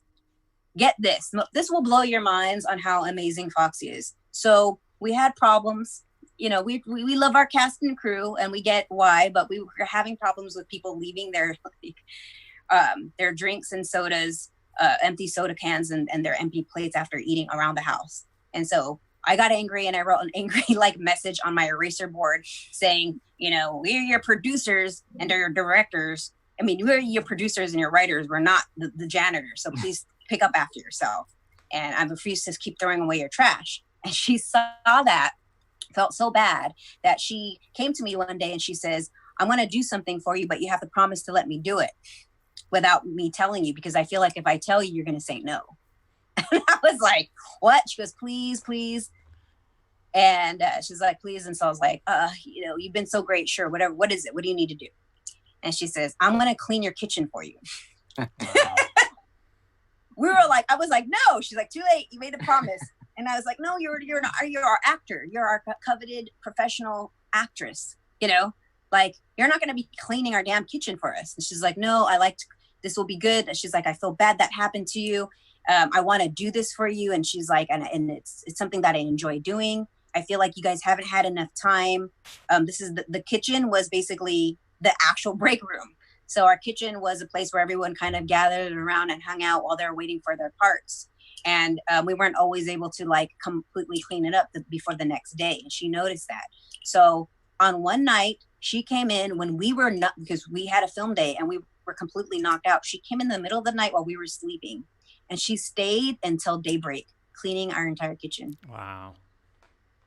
Right? That's amazing. I see. It's crazy because like I talked to her. She's the sweetest, like just amazing. And I talked to her at the premiere, and then or the wrap party, and she just like. I told her it's like to be able to like command a scene as just a fucking head on a table, like it like she's got the magic, man, and to hear that like as on top of that, like wow, like what a wonderful person. Right? It's like made me want to cry. I just couldn't believe it. It scared the hell out of my daughter though. Mom, the person in their kitchen, like what was happening last night. So shout out to Foxy for being amazing, and all the entire cast though, really.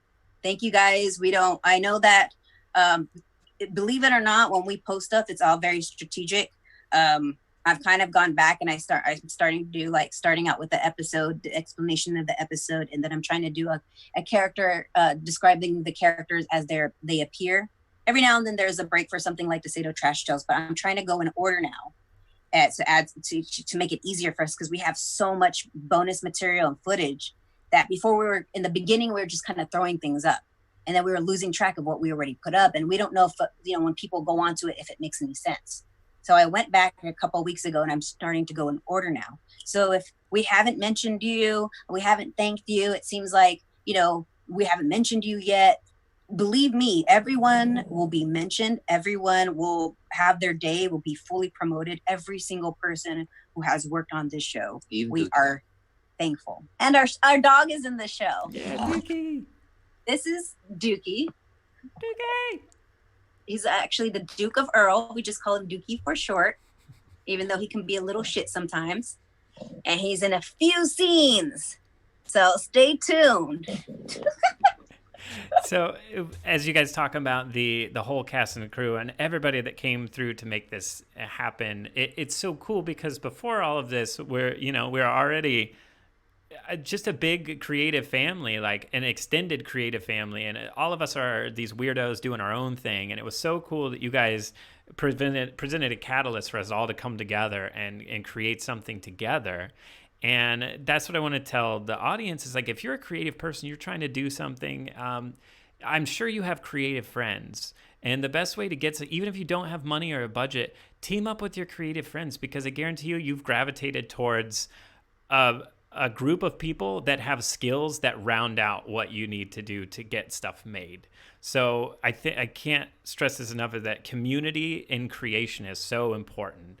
So if you guys want to do something out there, get out there, find your friends and say, man, you know what? Like, let's just make this and just do it. And then let everybody blossom and like add their own creative spin to it, because that's what's really going to spice it up and make it something really magical. Very true.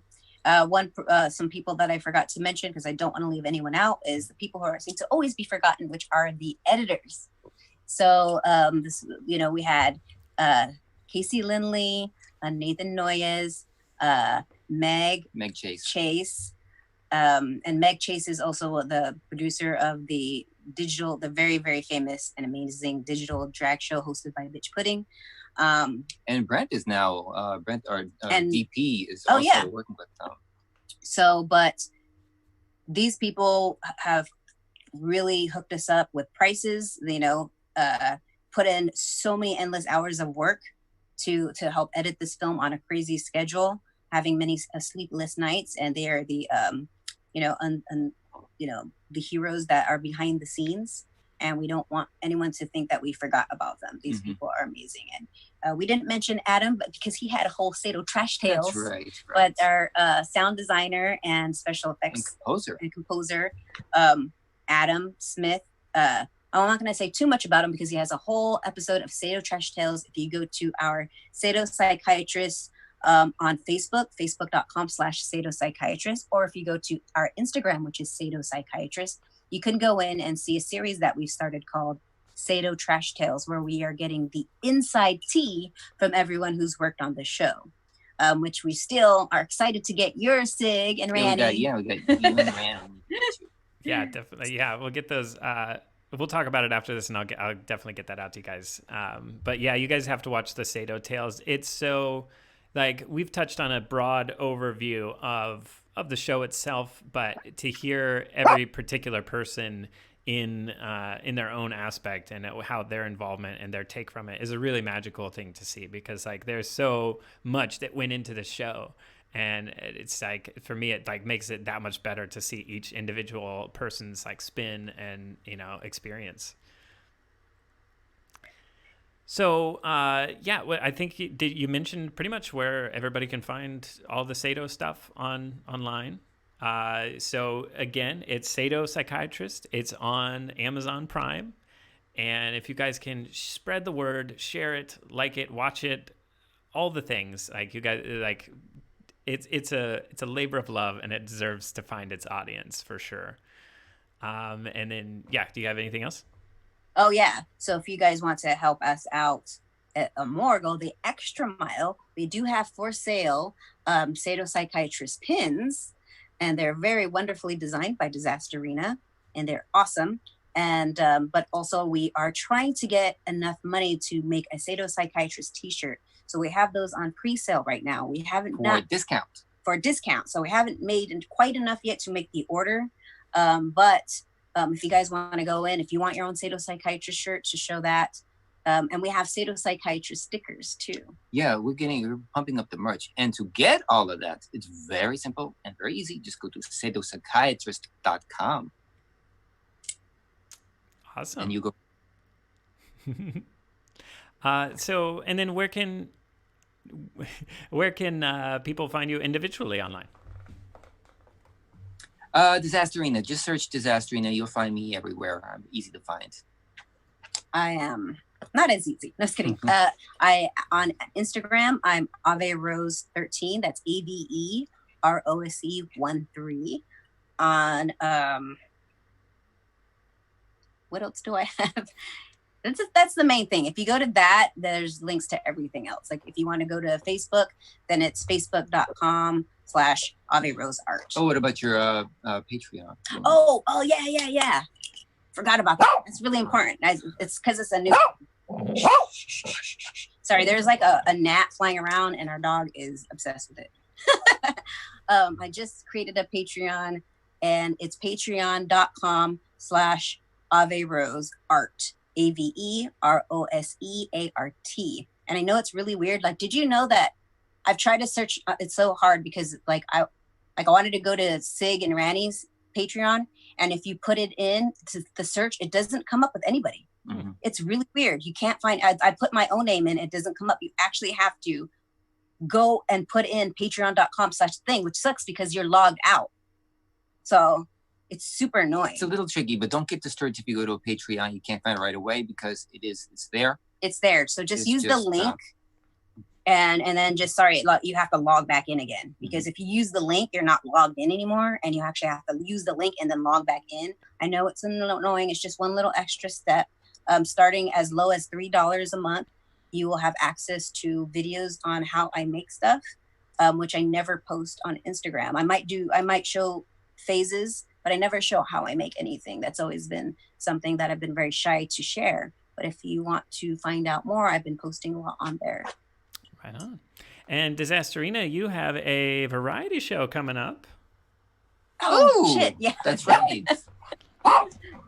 You know, everybody doing these digital drag things. I'm like, I gotta do one of those too. So, but I wanted to do something. You know, I'm always about doing something a little bit different. So I wanted to do something that's a little more of a variety show than just drag. I think about half of the performers on there are drag performers, and the other half are there's Ivy Rose, who's a drag king. No, I guess that's a drag performer, but there's a like a we have comedians, we have a singer, there's an aerialist. Sorry. And so it's called Disasterina Cybernetic Circus, and just I don't know. It's going to happen. The first episode is going to be on the 8th, Monday the 8th, and you can just go to my YouTube, which is youtube.com/Disasterina. Again, really, or just go to YouTube and search Disasterina, you'll find it. You can follow the Instagram, which is which is the Cybernet. Is it Cybernetic Circus? Cybernetic Circus. Don't ask me how to spell it. So Cybernetic Circus on Instagram for more information, or just to keep updated on who the performers are going to be.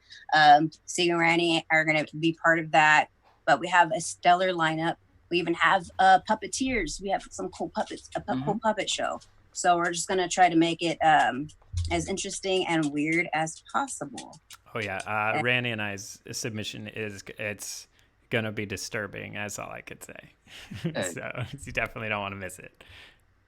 Nice. Also, I'm really excited about this. Wait, have you talked about your festival yet? My Reverentism Film Festival? No, yeah. But I guess it's a good opportunity. I'm also doing a Reverentism Film Fest that is June 21st is the submission deadline, and then I'm going to premiere all of the shorts live on Twitch. I'll figure out the date after all the submissions. But if you want to enter, like basically the only stipulation is the 10 minutes is the length, the max length. There's really no minimum. Just show us something fucking weird you've never seen before. And if you want to, like, I like to get like weird and philosophical about how life makes no sense. And if you want to explore that theme, that's a bonus. But really, just show us something weird that we haven't seen before. Sorry, he wanted to get down to chase the fly, and that was about. Can't make him shut up. Okay. But anyway, yeah, I'm super excited about what I'm going to turn in for that because it could be anything. So that's like super exciting. I'm like thinking in terms of like the old liquid television. Nice. Yeah, yep. I love it.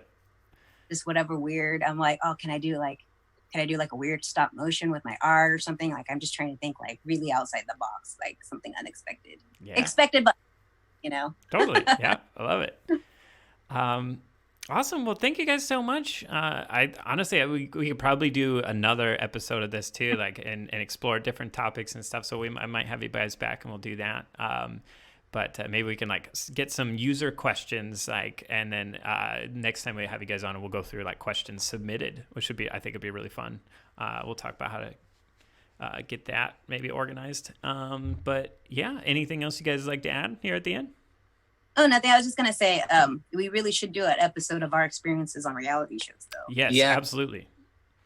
Yeah, and then I'm gonna let's do that one on Skype because so that I don't have to not like laugh at everything you guys say or it'll cut off your voice.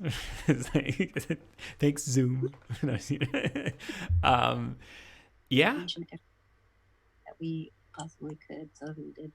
I just don't want anyone to feel like they were left out. You know, we might have not mentioned this person or that person, but so sorry. The PAs. Yeah. You guys, we had some very hardworking PAs. You know, I want to say specifically Jeff Cooper Reynolds. Jeff and Cooper Lorelei, because in the beginning we had PAs who were actually doing it for free because they wanted to be there. Later on, things got hectic, and we didn't want people. We just had to grab people who could do it, and we were paying for them, and we were willing to pay for them.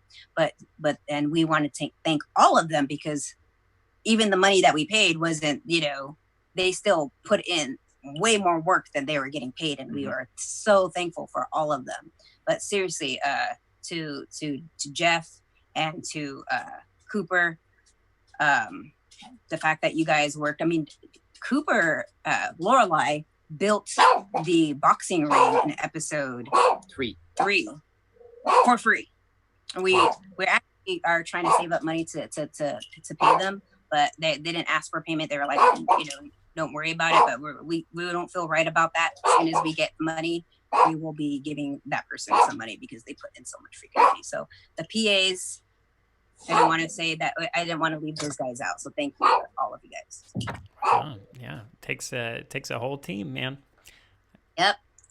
Thanks for having us on, Sig. Yeah, thanks for coming on. And yes, I want to do that episode with us talking about all of our reality TV experiences. That's going to be a fun one. And yeah, so check out all parties involved on the interwebs and share it, show your friends. Again, Sado Psychiatrist on Amazon Prime. 6 full episodes of an amazing trashy show. What's that? Can I say one thing? Yeah. Okay. I do want to mention the fact that how important it is to take this pandemic and the stay-at-home order seriously. I noticed that I have a lot of friends that I really care about and I love, and they're like, oh yeah, we're totally taking the stay at home seriously. And then, but yet they go and they still like will see their one friend or, go and do like a business meeting in person. And in their minds, they still think that they're doing the stay at home orders. You know what doing the stay at home orders are? This. Sig and Rani are the closest people to me in the whole wide world. They're my family. And I haven't seen them since the stay at home orders. You know why? Because we don't want to give them or them to give us anything that we are going to then transfer to the rest of the world. That's how serious it is to not be able to see. Look at this. We're conducting this on Zoom because of that, because we're being that careful. And it hurts us because we want to see them. And it's not that we don't think that they're safe or that we're safe. We're all practicing as safe as we can, but it's never 100%. Yep. And as soon as you say, oh, well, I know that they're safe and I know that I'm safe, so I might as well just have that one meeting with that person. As soon as you let that one slip up, that's going to be a domino effect to where you begin to slip up more and more and more. And that's how it's going to spread. Yeah. So problem is nobody knows who's safe. That's it. Be asymptomatic. Mm-hmm. So I'm not trying to say you're a good person or you're a bad person. I'm just trying to, by example, to show you guys how serious we are taking this and the measures that we are going through. And it's not easy for us. So if we're doing it, think about that. That's a good note. Awesome. Well, thank you guys so much for joining me. This has been a blast, and I can't wait to do it again.